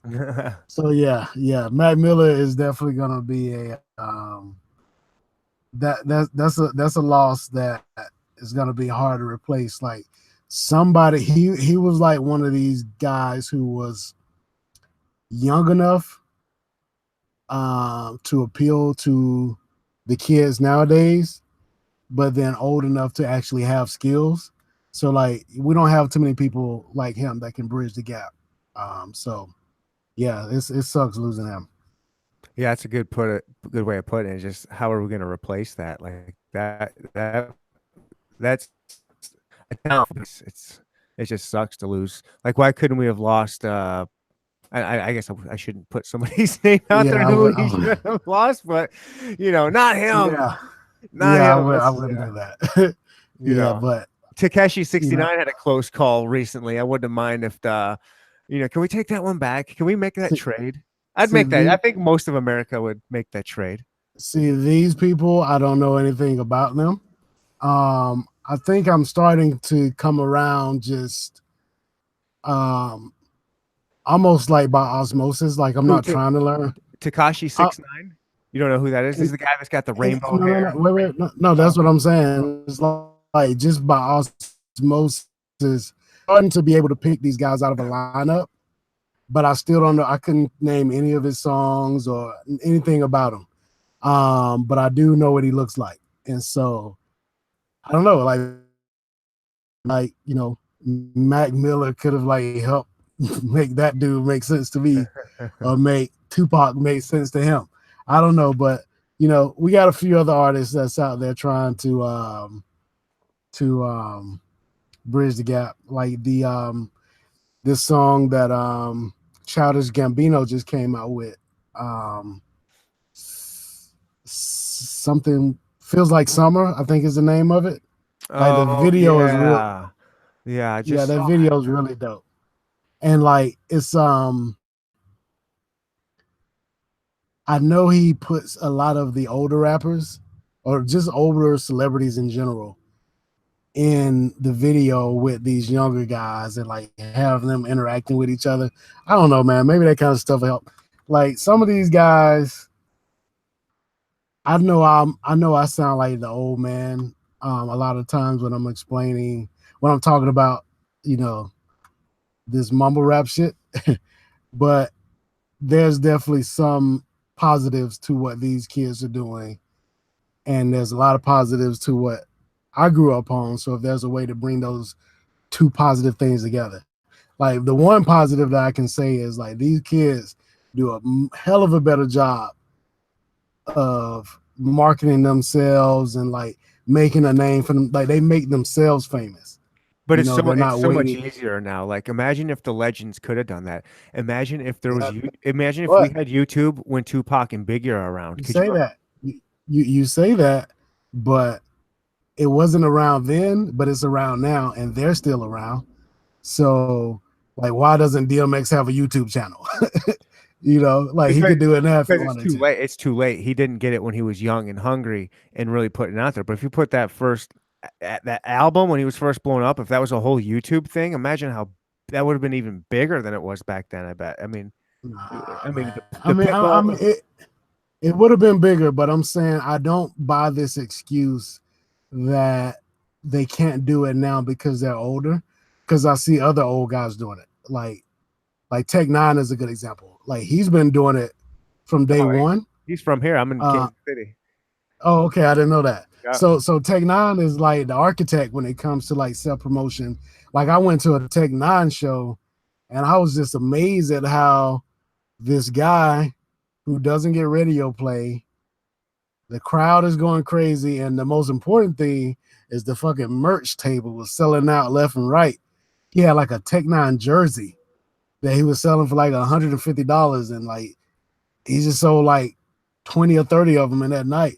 And I'm thinking like, damn, he making more from merch sales than a lot of artists make for their performance fee. And so I was real impressed with his business mind. And these kids, a lot of them think that same way. And DMX is a bad example because I like a lot of DMX music back in the day, but I don't know if I would like music that he came out with now. But I'm trying to think of an example of somebody who I would definitely like their music. Okay, so prime example, Black Thought. Black Thought just put out a CD. uh, this summer. I loved it. A lot of people never heard of it. This dude is on Jimmy Kimmel every night. Now I know he can't just take over Jimmy Kimmel show and promote his shit, but like he could have a much bigger YouTube presence. Or he's pretty big on Twitter, but not necessarily for promoting his music. It's more for like having political debates and stuff.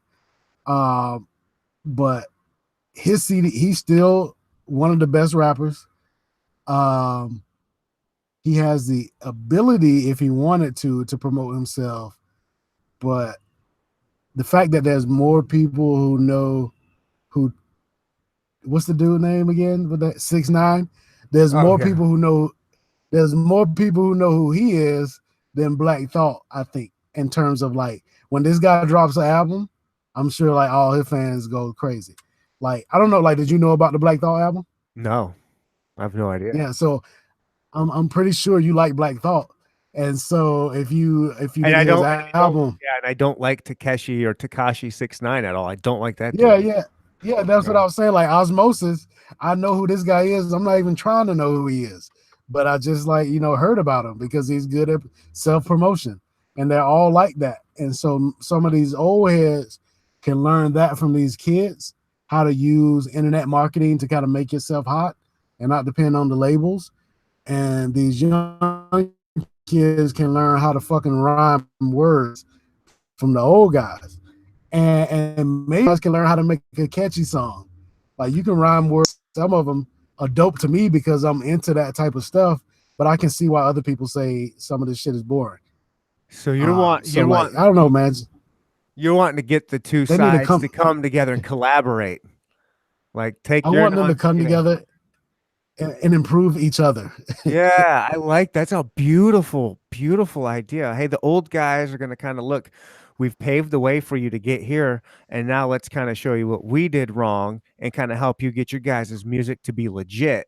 And then the young guys can be like, all right, you teach us that. We're going to tell you guys how to sell yourself and how to use this whole Yeah, YouTube thing and then they would come together and make beautiful, sexy music together. That'd be sick. Yes. Why can't we do that? Why isn't it here? yeah. That's a good question. Like Oh, I'm a big Goody Mob fan. Um Outcast, like that's the kind of stuff I grew up on in Atlanta. makes sense. And I would buy their stuff today, but they're not putting it out. And in fact, when they do put shit out, sometimes it's so like watered down or whatever. I don't even know how to describe it, but like the last Goody Mob album was not great. I bought it. I tried to kind of support it, but I was like, man, I don't know. I just didn't get it. But those old artists, they still have a dormant fan base out here. They just need help reaching us. Yeah. Yeah, I think so. Oh, I had something so good this. Oh, I went down a YouTube rabbit hole. You ever do that where you just watch one YouTube video and then it suggests a different one and you go down that one and they get weirder and weirder. And next thing you know, you're just down this weird spiral and you have no idea how to get there. You ever do that? Earlier when you were talking about being in a van and like looking for something to do, that's the type of shit I do. Every single Yeah. day. I do that every day. Okay, I just went down one the other day and I should have I guess maybe in the back of my head I knew about this, but I wasn't as aware of it or knew that it was really a thing that it is. I country rap, I think it's called. I think they call it country rap. Do you know what this is? There could be two different things you're talking about. I'm assuming like you got people like Colt Ford, who is a country music artist that raps, and then you got people like Pimp C, who's a regular rapper, but he's a southern rapper, and he calls it like country rap. No, So this is like white boy redneck shit. I'm yeah, talking so like oh this horrible this goofy looking dude. I wish if you saw this I wish if this guy saw his own video and saw how gay he looked, he would not do it. His name is Struggle Jennings or Struggle Johnson, Struggle something, and he's friends with Jelly Roll and Little White. Do you know who now these? I'm familiar. I'm familiar with Little White. Um, and okay, so I'm still a little bit confused. So like the other two people you mentioned, I don't know, but I know who Little White is, and he is more like he's a white dude, but it's like gangster rap in a sense. And so that wouldn't be kind of like what I'm thinking about. Are you familiar with Colt Ford? No, I don't know who that is. Okay, Is he a white he's country like a guy?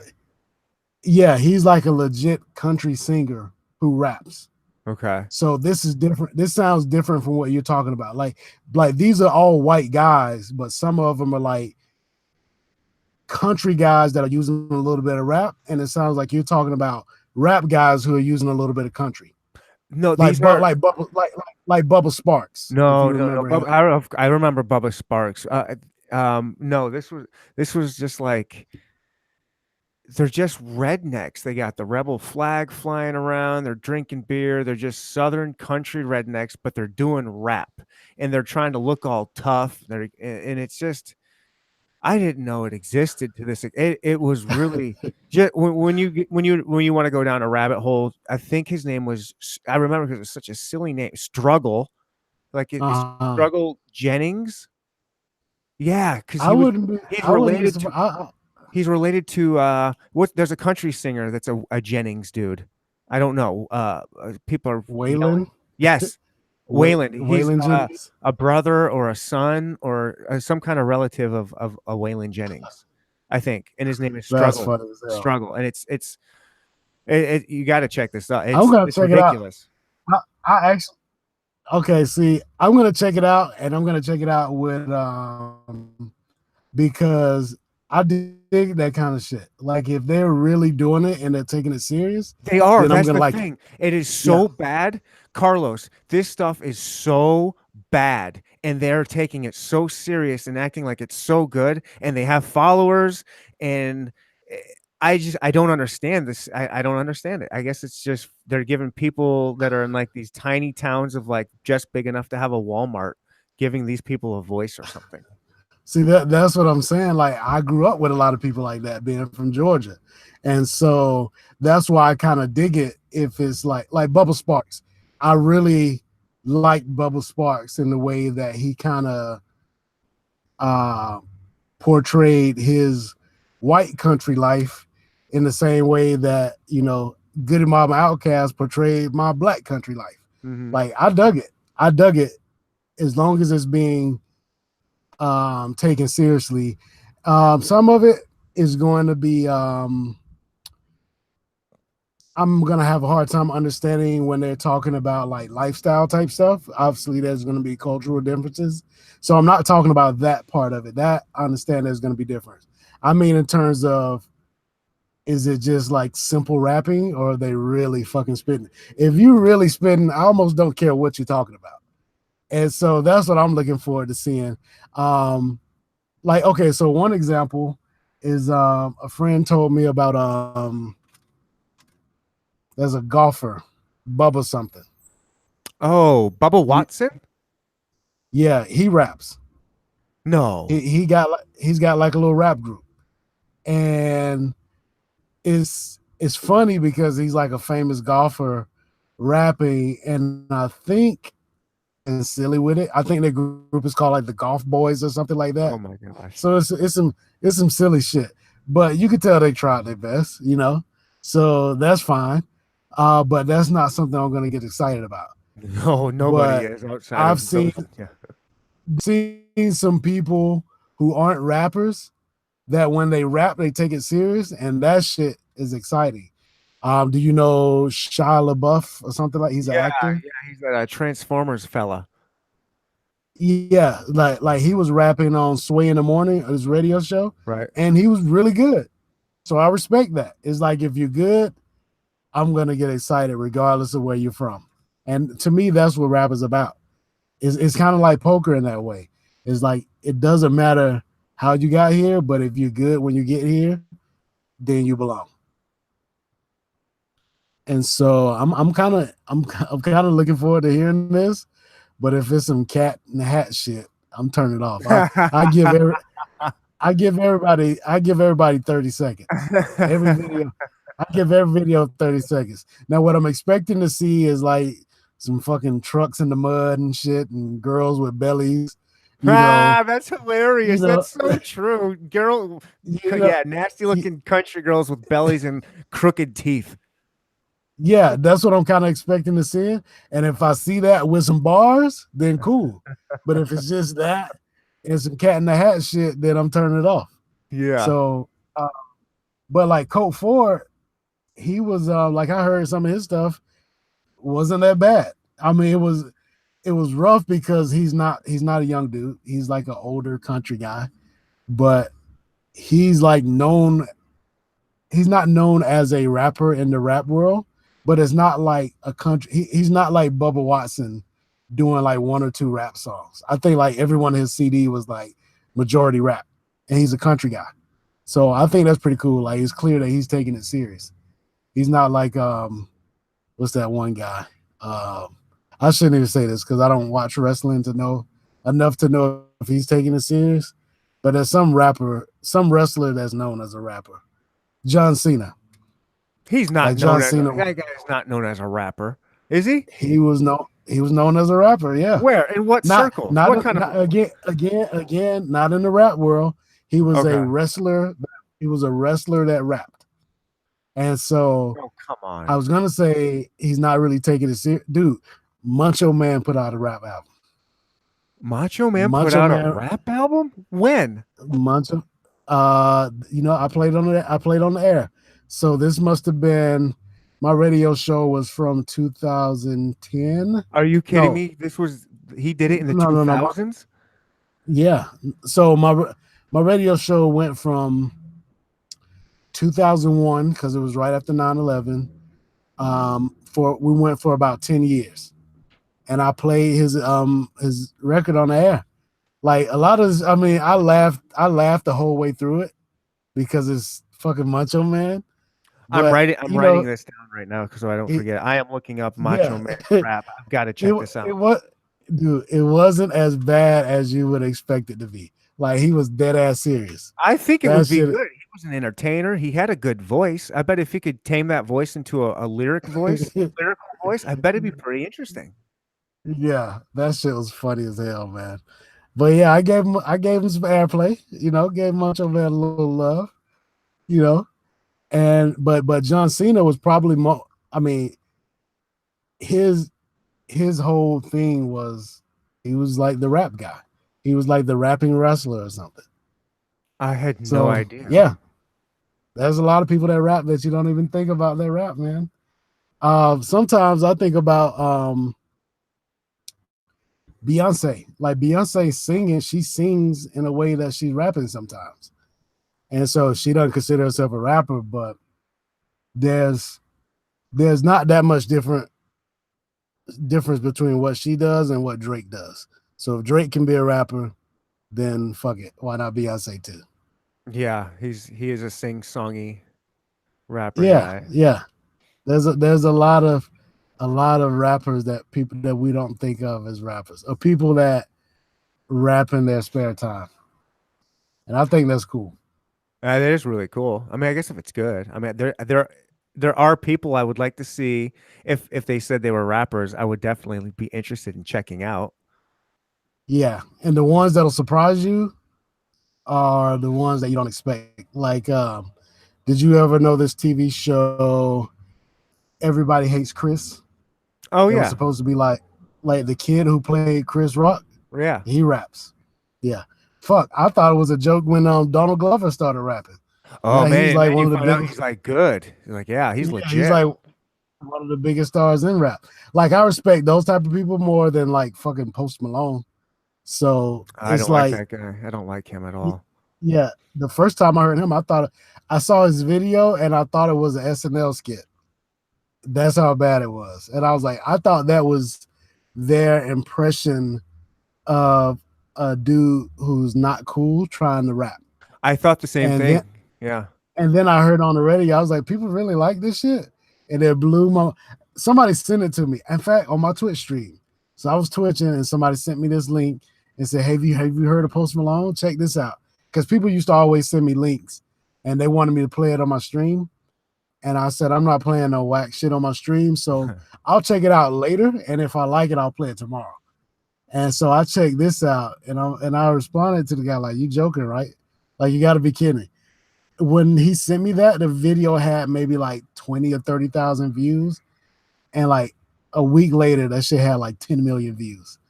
The song was called White Iverson. That was the funny thing about it. So this is a white dude who got cornrows.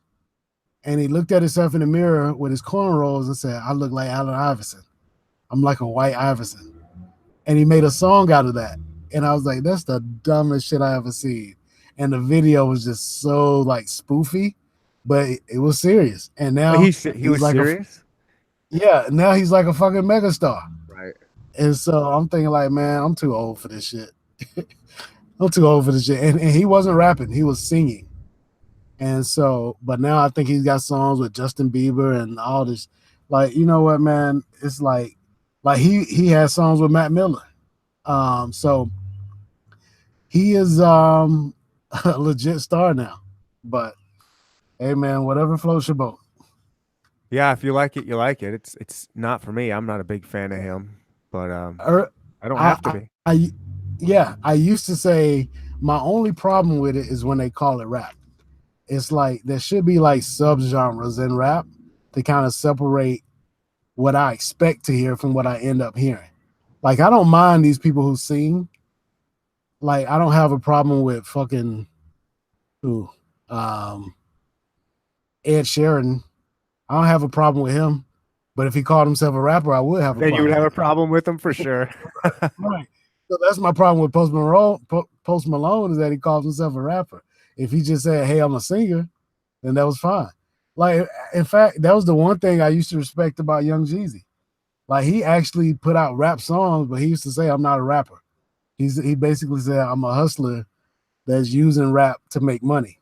And I was like, you know what? I can't even criticize you now. I gotta respect that. I guess you're allowed to rhyme thug with thug if you say that you're not a rapper. Yeah, there you go. He found the skirt around the system. Exactly. Exactly. Heck yeah. How much battery you got left? Am I draining you? I can let you go, man. We've talked probably for longer than you thought you would. Yeah, yeah. I still got like three more lights, so I should be good. Right on. I didn't know if you want to save that later for your poker plan. Where do you play? Where do you play most of your? Do you play a lot of poker?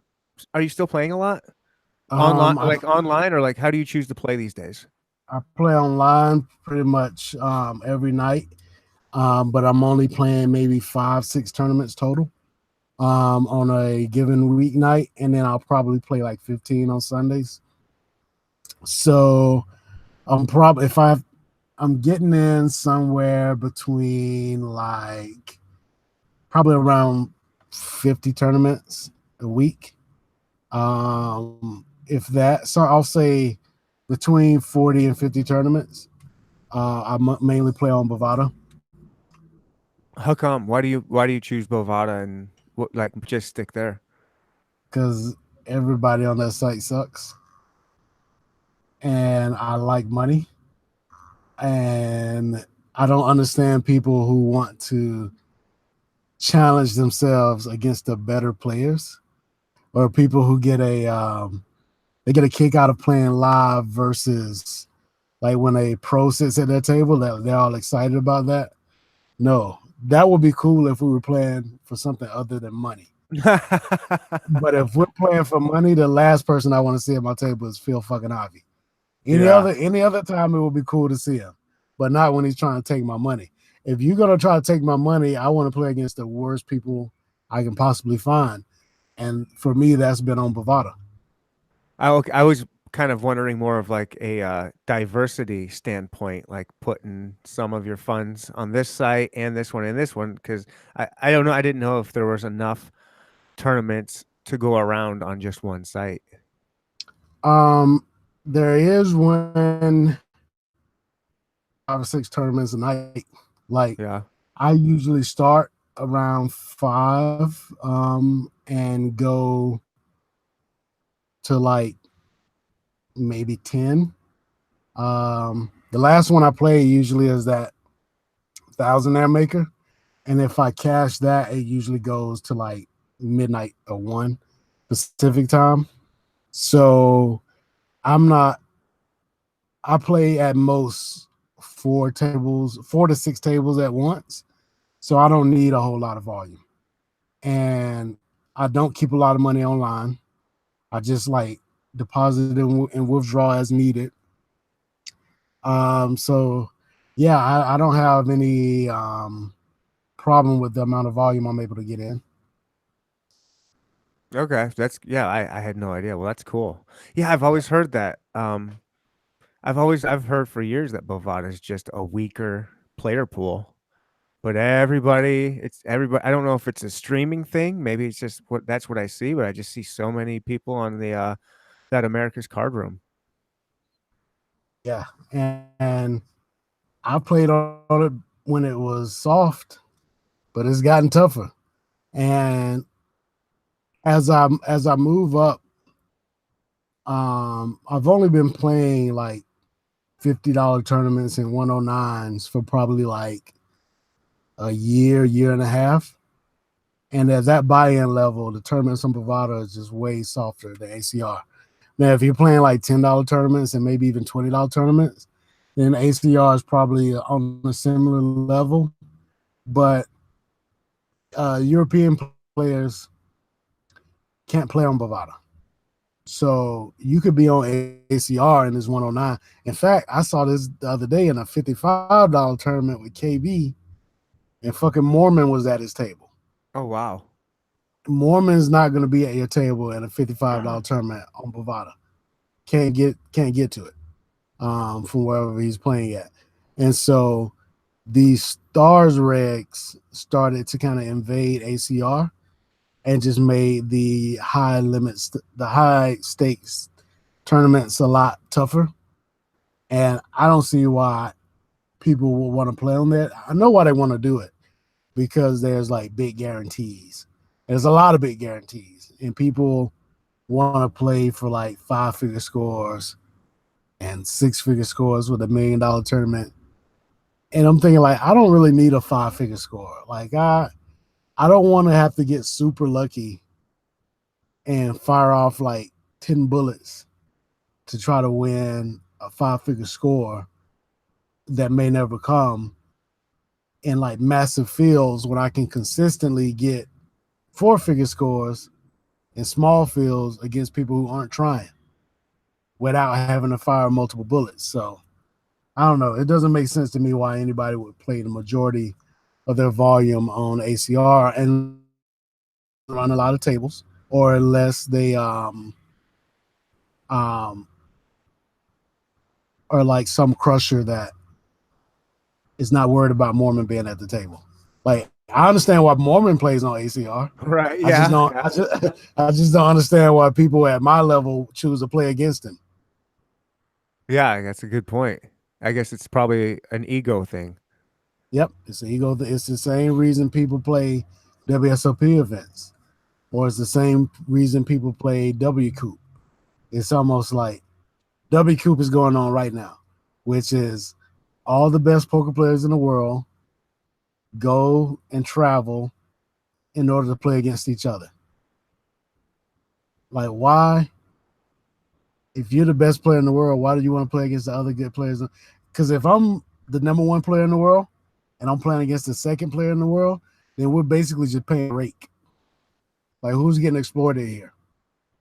I want to play against exploitable people. I don't I want to w- play against like the top 100 in the GPI. right. I would argue or make their argument for them on that is that there's so many people in those tournaments. The odds of you running into one of them is probably pretty small until you get super deep. And then even then, you and one of them have to make it. I just like some of those fields are just like what aren't they like thousands of players? Yeah, I mean, and, then, that's and you're it. playing like against a lot of. I mean, you got to think if there's like 3,000 people in a tournament or whatever, how many of them just got to be just awful? I don't know. That would be an argument I would see for their That side. increases the variance. So you're going to be less likely. to final table when the field is bigger. And my argument is if there's 1,000 people in the field and there's 100 good players, so 10% of the field is good, field is bad. That seems like, pretty good numbers. But I'd rather have those same numbers in a 100 player field where 10 people are good and 90 are bad. Because now I'm still getting those same ratios in terms of skilled players to bad players. The only difference is I'm final tabling more often and I'm cashing more consistently, which decreases the variance. And I'd rather just run that scenario over and over again than to like try to do it all at once. Like, to me, the worst thing in the world would be like $1 million guaranteed tournament with like a $1 buy-in. Like, that just sounds like a nightmare to me. But pros love it because they're not thinking about having to get through 1 million people. They're thinking about, if I get through 1 million people, there's probably gonna be like on a $1 investment. I would not play that tournament because I don't want to play infinite hours to like they look at the first place prize, which is like a pie in the sky. I'm looking at the min cash and thinking like, if I play this shit for and I 20 beat hours and make $2. yeah, and I beat 800,000 people for a fucking 75% profit, I'm gonna want to blow my brains out. Right. And so I like, instead of small buy-ins, big guarantees, I like big buy-ins, small guarantees. To me, that's more consistent, less pros, and that's what I found on Bovada. Okay, that makes a lot of sense. I hope a lot of I don't know. Hope a lot of people don't start thinking that way and start moving to Bovada. I mean, but even if they did, at least the Europeans won't go there, right? Huh. Yeah, because they can't. And if they, I will say the average field size that I play is somewhere between like 200 to 300 runners. And so I'm not completely over it until it gets to like 500. So we got room for a few more. Yeah. But once like some of these ACR tournaments, man, first of all, they got to do like 9 hours of late reg Oh, that's the because worst. they got to make these big guarantees. And then the field size is consistently over 500 in so many of these tournaments. And like, yeah, that's great if you win it, but you're gonna win it so much less often now because there's so many more people. So I don't know. I prefer low variance. Other people just seems to like variance. I don't get it. Variance makes sense if you're a good player. That's why, again, Chris Mormon, it makes sense why he plays. But if you don't have an edge on, like 99.9% of the field, I think you're probably making a mistake the bigger the field is. At some point, it just becomes a lottery ticket. And maybe that's what some people are looking for out of poker. But I'm looking for consistency, and the amount doesn't matter that much to me. Like, I'm happy anytime I cash for like $1,000. But you know what? I think more nowadays in terms of buy-ins than money. So I'm happy when I cash for like 10 times my buy-in and or more. And so, and that's only changed recently because I've noticed on Bovada that they're starting to pay out a bigger percentage of the field. So they're paying out roughly 20% of the field now. So I'm expected to cash around 20% of the time, maybe a little bit more because of my edge. And so if I'm able to cash at double the expected rate, then to me, that's a profitable tournament. Where in some of these big field tournaments, I think it's going to be harder to cash consistently like that. And even when you do, the buy-in is smaller because they got to spread it out among so many people. Like it's horrible, these tournaments where when the min cash is like less than 1.5x to buy in. Mm-hmm. Some of the tournaments I play, a min cash is like 2 or 3 times the buy in. And if I play the Survivor tournaments like the Thousand Maker, a min cash is like 10 times the buy in. So that's the type of shit I'm looking for. There you go. That's why you're a math teacher. You got everything figured out, man. The math is just like people don't seem to understand the math, and people kind of like you said earlier, they're glory chasing, or they're chasing like some high, like these people who go to like this, the people who will play a $1 tournament with $1 million guarantee are the same type of people who play the lottery, or the same type of people who play roulette. And I'm not that type of person at all. I'm like a mutual fund guy. I'm S&P 500, just slow and steady gains. That's awesome. How did you like what were you always like that? Were you always like I mean, like the word nit means like someone that's like real close with their money, I guess, for all the non-poker players out there. Like just kind of Yep. keeps, I don't know, is cheap. Is that a bad word to say? Someone who's cheap? Frugal. How about frugal? Frugal's a good word. They all Like work. have you They all work. have you been like that as long as you can remember, or is this something that you just kind of developed at some point, or like how did you just become frugal? It's a necessity when you're broke. And, Right? and so it's not even it's like normal. It's like being frugal. Being frugal is a word that people with money use. It's like when you don't have money, like being frugal is like the same thing as breathing. Nobody, like when I grew up, we were on food stamps. I ain't have no Rolexes, I ain't have no PlayStation. So I've always been frugal because there was no choice. And I guess the difference between me and a lot of people is what I mentioned earlier, is that I look at money as a tool that provides me with freedom based on the fact that I have it, not based on the fact that I'm some type of conduit for it to kind of like flow in and out. Like I'm trying to capture it and keep it. Like that's what provides me the freedom, not spending it and then making more and spending it and making more. Like those are the people who I think end up um, having big problems in life, are the ones that increase their standard of living in conjunction with increases to their income, because now it's a never ending cycle. Like the more you make, the more you need. And then you get to a point where you can't make the amount that you need to make legally. So you have to start doing illegal shit to get it. And then that's when you just go down a bad road. Do you And see so, have you seen some things like that in the community, like that you've witnessed firsthand? Like people, I can't keep up. I got to start doing something illegal. yeah. Like And what? like selling drugs. Um, like the main thing I always hear people talk about, oh, I got to feed my family. I got to feed my kids. I'm thinking like, okay, what you're doing is bringing in probably $5,000 or $10,000 a month. How fat are your fucking kids? Right? What are you feeding them? Yeah, it don't take that much money to feed those kids. So they use that as an excuse to make money to keep up with whatever, like, lavish lifestyles they live in that may not even be that glamorous. Like a lot of people just have drug habits, which can be kind of expensive.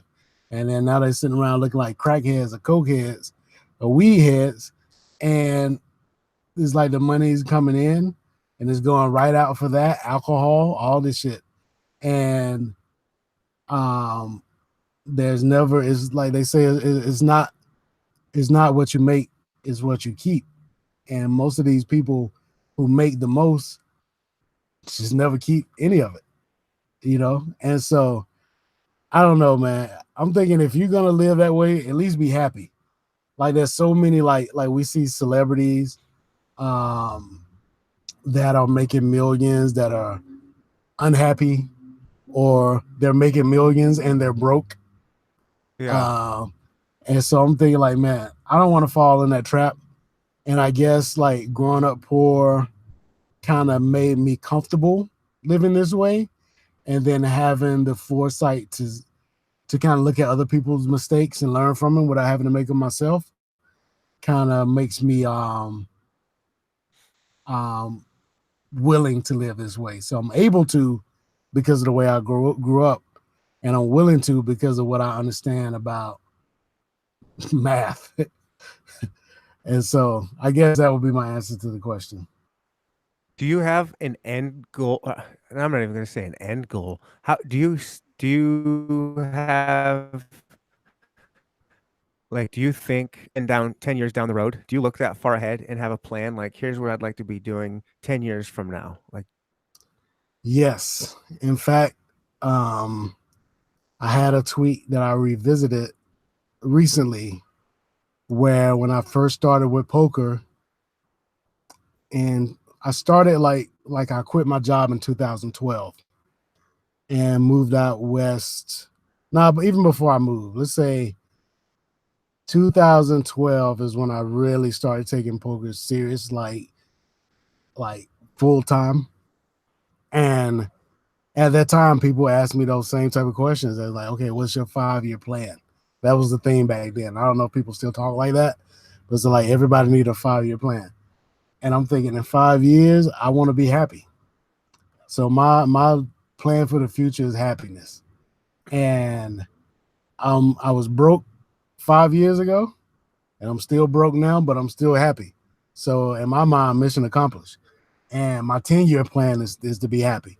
So if doing this still makes me happy, then I'm gonna still be doing this. If not, I'm gonna do something else. But I don't have any type of like I don't care about winning bracelets. Like I'm probably not gonna play many. If I win a bracelet, it's gonna be the main event because that's really the only bracelet tournament I'm interested in playing.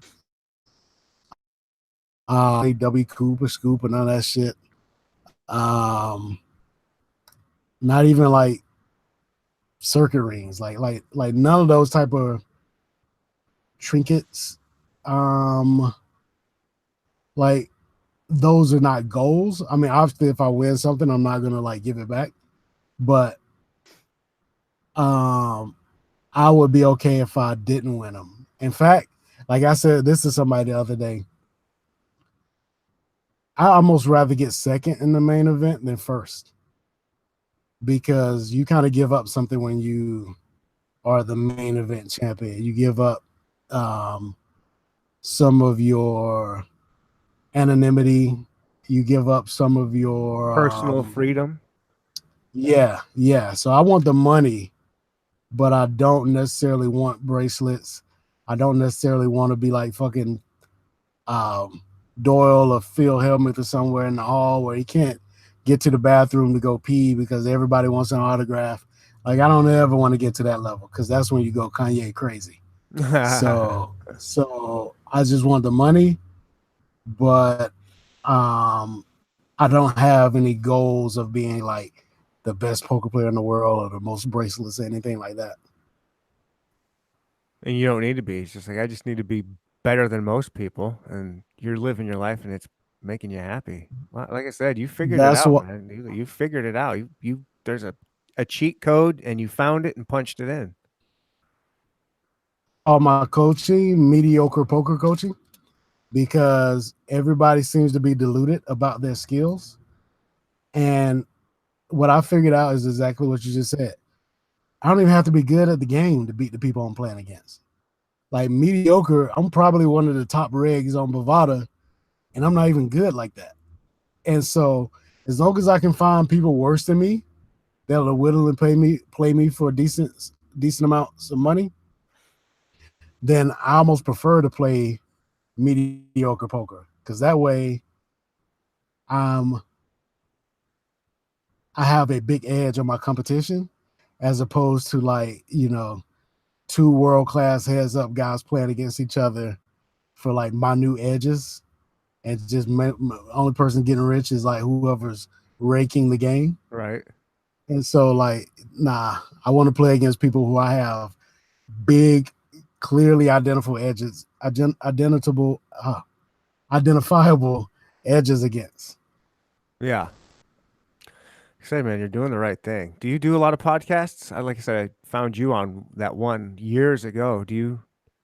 I do infinite podcasts. Do you? Oh I, man, I've probably been on like 10 podcasts, 10 different podcasts, and probably, if I had to guess, probably like 30 episodes. dang! I should have asked you beforehand, like how sick and tired of you talking about this. I could have just talked something else the entire No, I don't usually talk about rap on my podcast appearances. Mostly poker podcasts. So I've been on Thinking Poker with Andrew Brokers. That's where most people probably know me from. Heads Up Poker. Well, Thinking Poker with Andrew Brokers and Nate Mavis. You know what? Let me just say the name of these podcasts because I'm not going to remember all the hosts. Thinking Poker, Heads Up Poker, uh, Just Hands, I think it was called. The Mindset Advantage, Post Flop Poker. That's 5. Oh, TPE Live.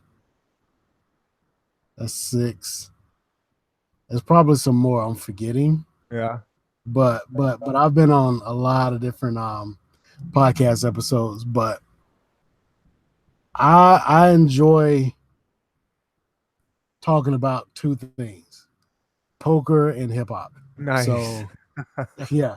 So anytime like those conversations come up, or money in general, um, that I enjoy. Like people always say, like, "Oh man, like you're so friendly on like these podcasts," and I know you from Twitch, and like, but then a lot of times they meet me in person, I'm not as outgoing. I'm really kind of an introvert, and I was like, I'm not the type of person that's going to talk to you in line at Walmart. But if we're talking about topics that I'm interested in, then yeah, I want to talk about those. But just like small talk, like that kind of stuff, I'm just not. I can't do small talk. So yeah, I'm definitely like the mean guy in line at Walmart. Yeah, I'm the same way. Yeah, I don't do the Yeah, small talk thing. I'm very introverted. But yeah, when you yeah, have yeah, microphone and camera, it's just easier. Just to I yeah, don't know, like to come out of your shell, I guess. And yeah, yeah. like you were saying, when you get something that lights that fire in you, it's super easy to be all smiley and personable and yeah, what's up? Because you're talking about something you love. Yeah. Yeah, for sure. Yeah. Well, man, well, how did I do? I'm fairly new at podcasting. I've been doing it for a little bit, and you're like the pro. How would you rate this podcast to some of the poker ones you've been on? I would say that it's on par with a lot of the poker ones. Only thing I will say, this is something that I hate in podcasts. Um, and I don't think you did it today, but like as a listener, because I know how to defeat it as a guest, but as a listener, when I'm listening to a podcast host ask a question, and the question, like if it was written down, it would be like a literal paragraph. That just makes my skin crawl. Oh, I don't do It's that. like, I don't do that. yeah, yeah. So you didn't do that, Yeah. but it's like I'll listen. They'll ask a question, and the guy is waiting for a moment to jump in there and answer, but the question just keeps going on and on. It's almost like they give you a question and they are suggesting answers for you, and like they're creating a multiple choice test. It's like, oh, so how did you get into poker? Like, did your family start out with poker? Like, a lot of people started playing with their parents. Did you play with your parents? Oh, Did you gee. play Yeah. in Okay. college? I'm thinking, like, just ask the question and then stop talking so they can answer Yeah. it. So that's my biggest pet peeve about podcasts. And you didn't do that. So that's a plus in my book. Hell yeah. Yeah. The thing you see here, the notebook, this was me writing down what you said for later. I got to check out the Macho Man rap and Ransom. Um, Yeah. oh, cool. Yeah. The- Yeah. my podcast is basically do you listen to many podcasts outside of poker ones? Not really. The ones that I have listened to are ones that don't really have guests. It's like stories. So like Malcolm Gladwell has one called Revisionist Yeah, History. yeah, yeah. That's a great one. Yeah. The one that I was most into recently was called Atlanta Monster. Um, that one was about a serial killer that was in Atlanta shortly after I was born, and I knew about the story because I was from Atlanta, but most people don't know about this story, and so I think it's cool that this guy's doing a podcast on it and kind of like opening up this or making people aware of this pretty insane story that didn't really affect me, but affected like older cousins and my parents and people from around the Atlanta area. So that one, Atlanta Monster, Revisionist History. Sometimes I'll listen to a Torre show. He has some guests. In fact, I started listening to it because he interviewed David Williams one time about poker, but then he was also interviewing some rappers, and so that kind of got me interested in his podcast. But no, like the big ones, I've really never seen or heard. Like Joe Rogan, like I've heard so many good things about it, but never really listened to it. Um, what's the one? He had Ike Dan Haxton on Patrick, once. did he? Yeah, Okay, I Isaac. might have to check that out. Is it Isaac Haxton? Ike, whatever the. Same, either he goes by both. Yeah, he was Um, on there Tim, once. Tim Tim Ferriss, who I love his books, but I never really listened to his podcast. And WTF is one that Andrew recommended because he's into like comedians. That's a comedian podcast. So yeah, I've heard recommendations for the big ones, Hmm. but I almost rather listen to the poker one, so I don't have enough time to listen to the other ones also. I get it, man. That's what you love. Like I said, that's where I first found out about you. I love all kinds of podcasts, and I used to listen to a ton of poker podcasts, and I don't play a ton these days, so I don't listen to a bunch of the poker podcasts right now. But I'm sure I'll get back into all that stuff. But what I was my so like yeah, my podcast is basically I'm like a poor man's Joe Rogan. That's kind of how I Gotcha. describe my podcast. It's just yeah, I want to have cool people on, and I do the podcast selfishly so I can talk to people that I want to talk to. And like I'd never get an opportunity to talk to you if I didn't have like a cool podcast like this. And I've like truthfully have been interested in you for a long time, and now that I got this going, I appreciate you coming on, man. This was really cool for me, and yeah, this was awesome for me. And I appreciate you coming on here. Anytime, man. I enjoyed it.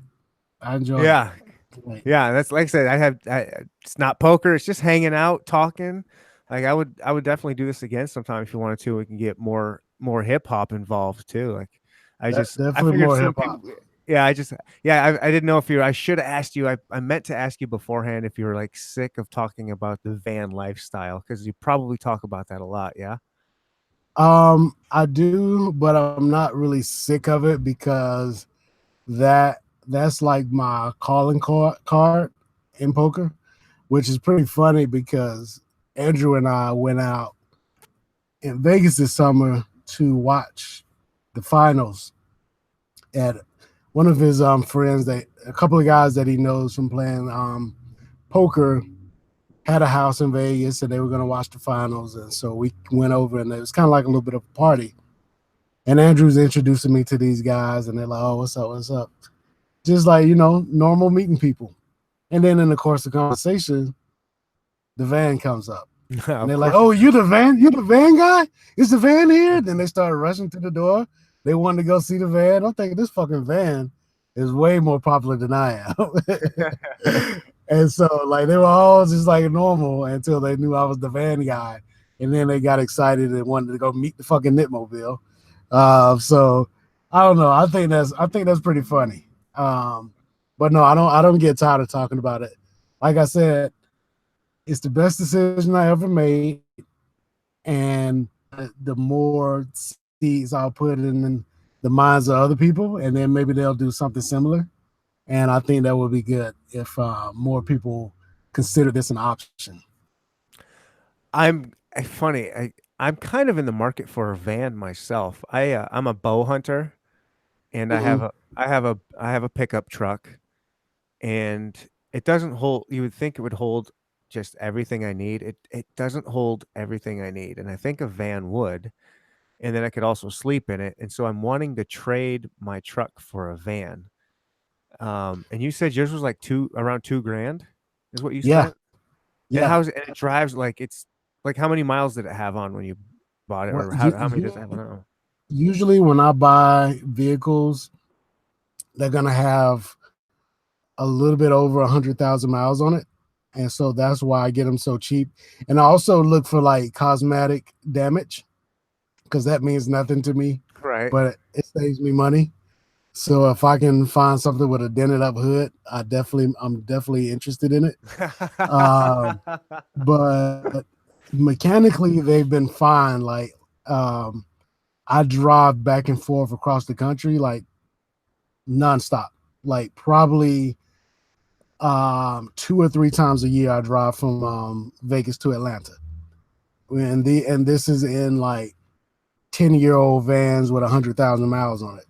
So I haven't had any problems so far. The first van, well, I say that, but again, this is like my perspective. Growing up, I always had old cars. So it's normal for me to buy a car. At that time, I was probably buying them for like $500, and then the thing would break down like a year later. That was normal for me. So now these vans have been lasting like maybe 2 years, 2.5 years on average. That's good to me. But if that's maybe that's not normal for most people. So when I say these, I've been able to find good vehicles at that price. What I'm saying is I've been able to find vehicles that last more than 2 years, but probably not three. Uh, So yeah, but that's my but perspective. if you don't look at years and look at miles, because you're putting in some miles on Yep. this thing, that's pretty Yep. good. I mean, how many miles is the van you're in right this second? How many miles you got on that bad boy? Let's see.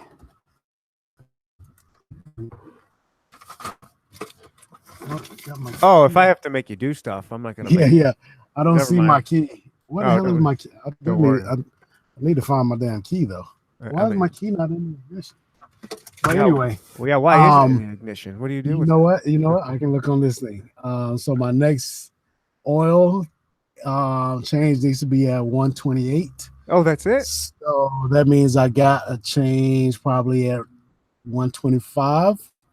And I did that in San Diego, which is probably 1,000 miles from here. So I'm guessing somewhere around 126,000.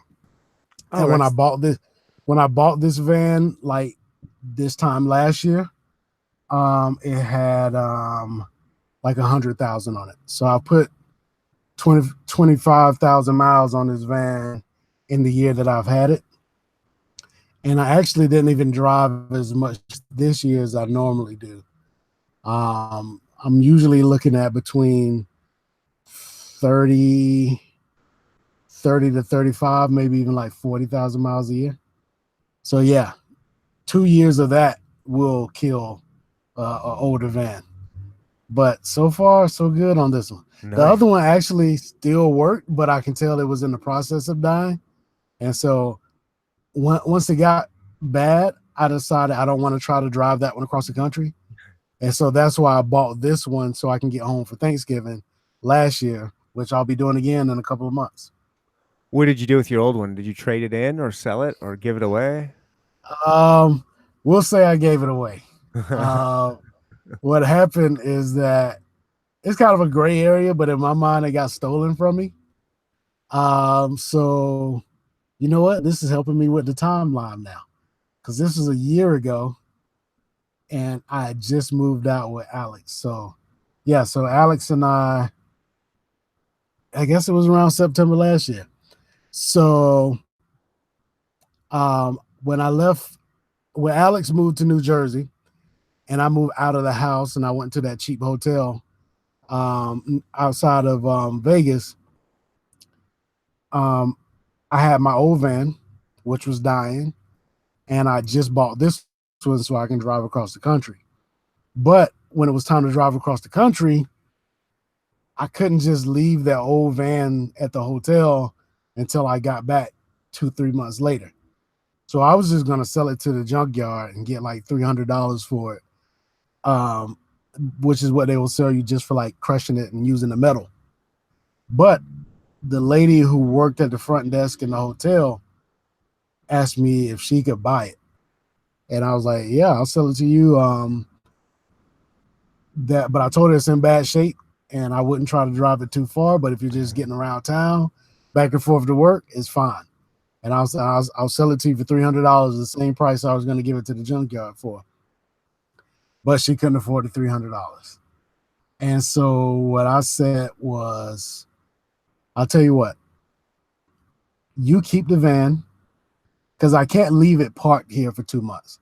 But if I give it to you and you drive it back and forth to work every day, then like, I'm not being like responsible for like leaving it parked on some private property. So I was like, I'll basically let you borrow the van for 2 months. And when I get back, basically I'm going to give you like a 2-month test drive Nice. slash time to like save up $300 to buy it. And then when I get back, if you decide that you don't want it, then I'll just sell it to the junkyard. And if you decide you do want it, then you just pay me the $300 and you keep it. So that was the plan.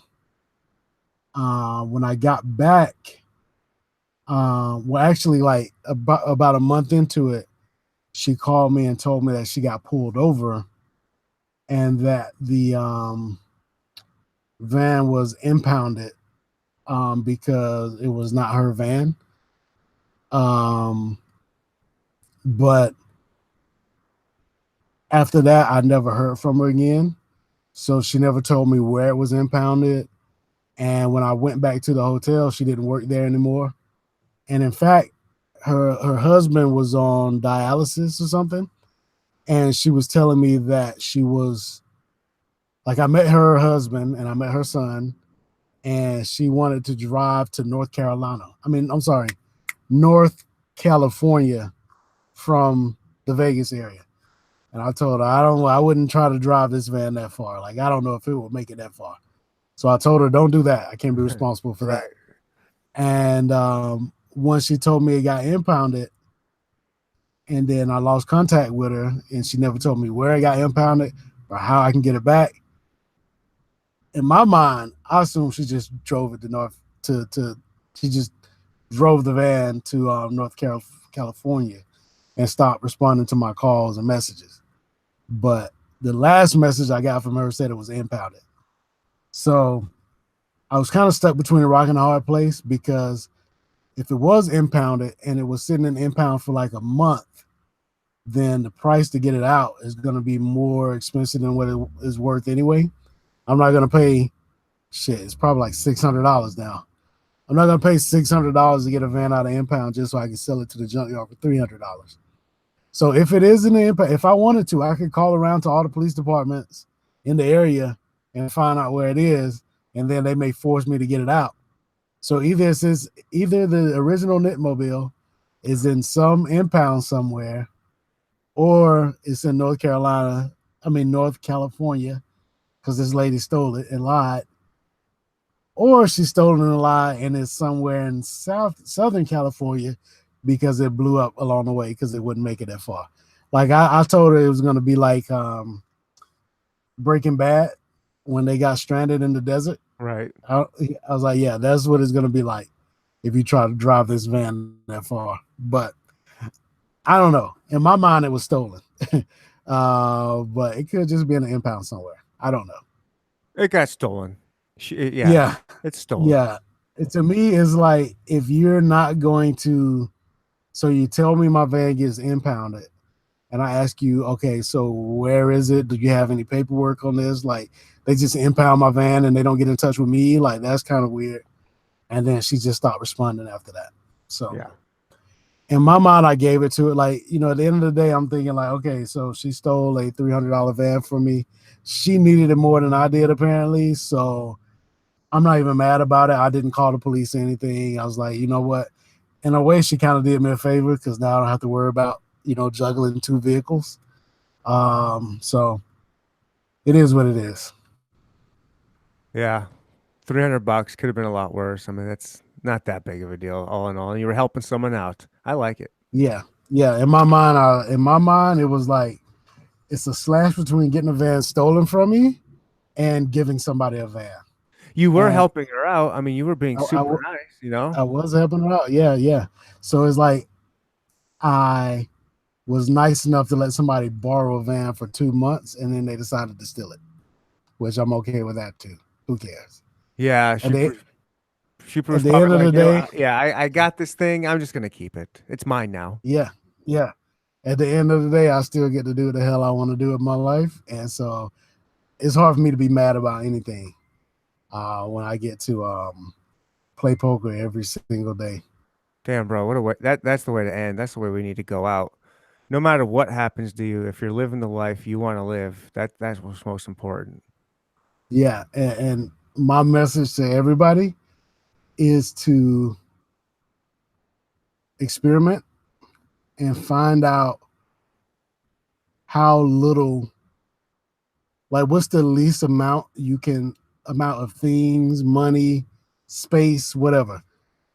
What's the least amount you can live with and be happy, and just find that norm and just always be willing to go there. Then like that just gives you so much flexibility.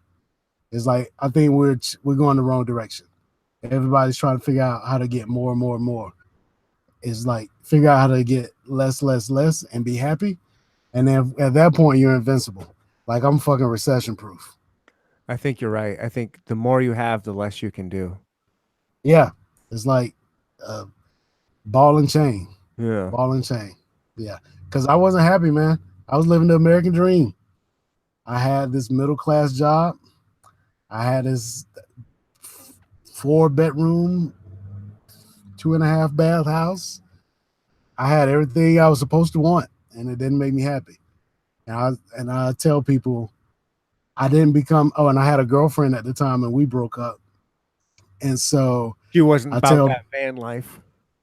no, the van life came after her. Um, uh, I tell people that I didn't become happy until I became homeless, jobless, and alone. Though Wow. that was my homeless, jobless, and alone was my like goals in life, and I finally made I couldn't be happier for you. it. You say Yeah, I bet a lot of people look at you when you say that and are like, "What the fuck?" it sounds crazy. Yeah, But I it love it. sounds. I think it's Yeah, amazing. I'm thrilled for you. That's amazing, dude. I'm really happy for you. I've met like I'm friends with some guys. I don't know. I don't know what the exact definition of millionaire is, but I'm friends with some people who I would consider millionaires who are jealous of me, which blows my mind. Bill fucking Perkins, who I think is a billionaire, was tweeting the other day about wishing he could live in a van. And I thought that was I tweeted him back. I was like, sorry, bro, better luck next lifetime. So I don't know, man. Freedom is cool. You got it. That's what this world's all about. If you can Yep. make it happen, do it. Well, again, man, I can't thank you enough for being here and just taking the time and more importantly, taking your battery life, man. What am I doing? Yeah. I mean, you're doing Yeah. it from your van right now. For those that aren't watching, I mean, he's been in his van the entire time. It's been awesome. Yep. Yep. Is there any last thing you'd like to say or anything you want to pimp? I will say if you are interested in getting better at poker, you should check out tournamentpokeredge.com. And if you that's gonna give you like videos and articles and podcasts that can help you get better with poker. And if you need individual help, you can contact me for poker coaching at mediocrepokercoaching.com.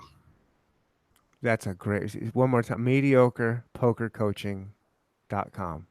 Yep. What a great name. That's funny. Mediocre poker player. That's great. That's all you got to do to be profitable. Just be And mediocre.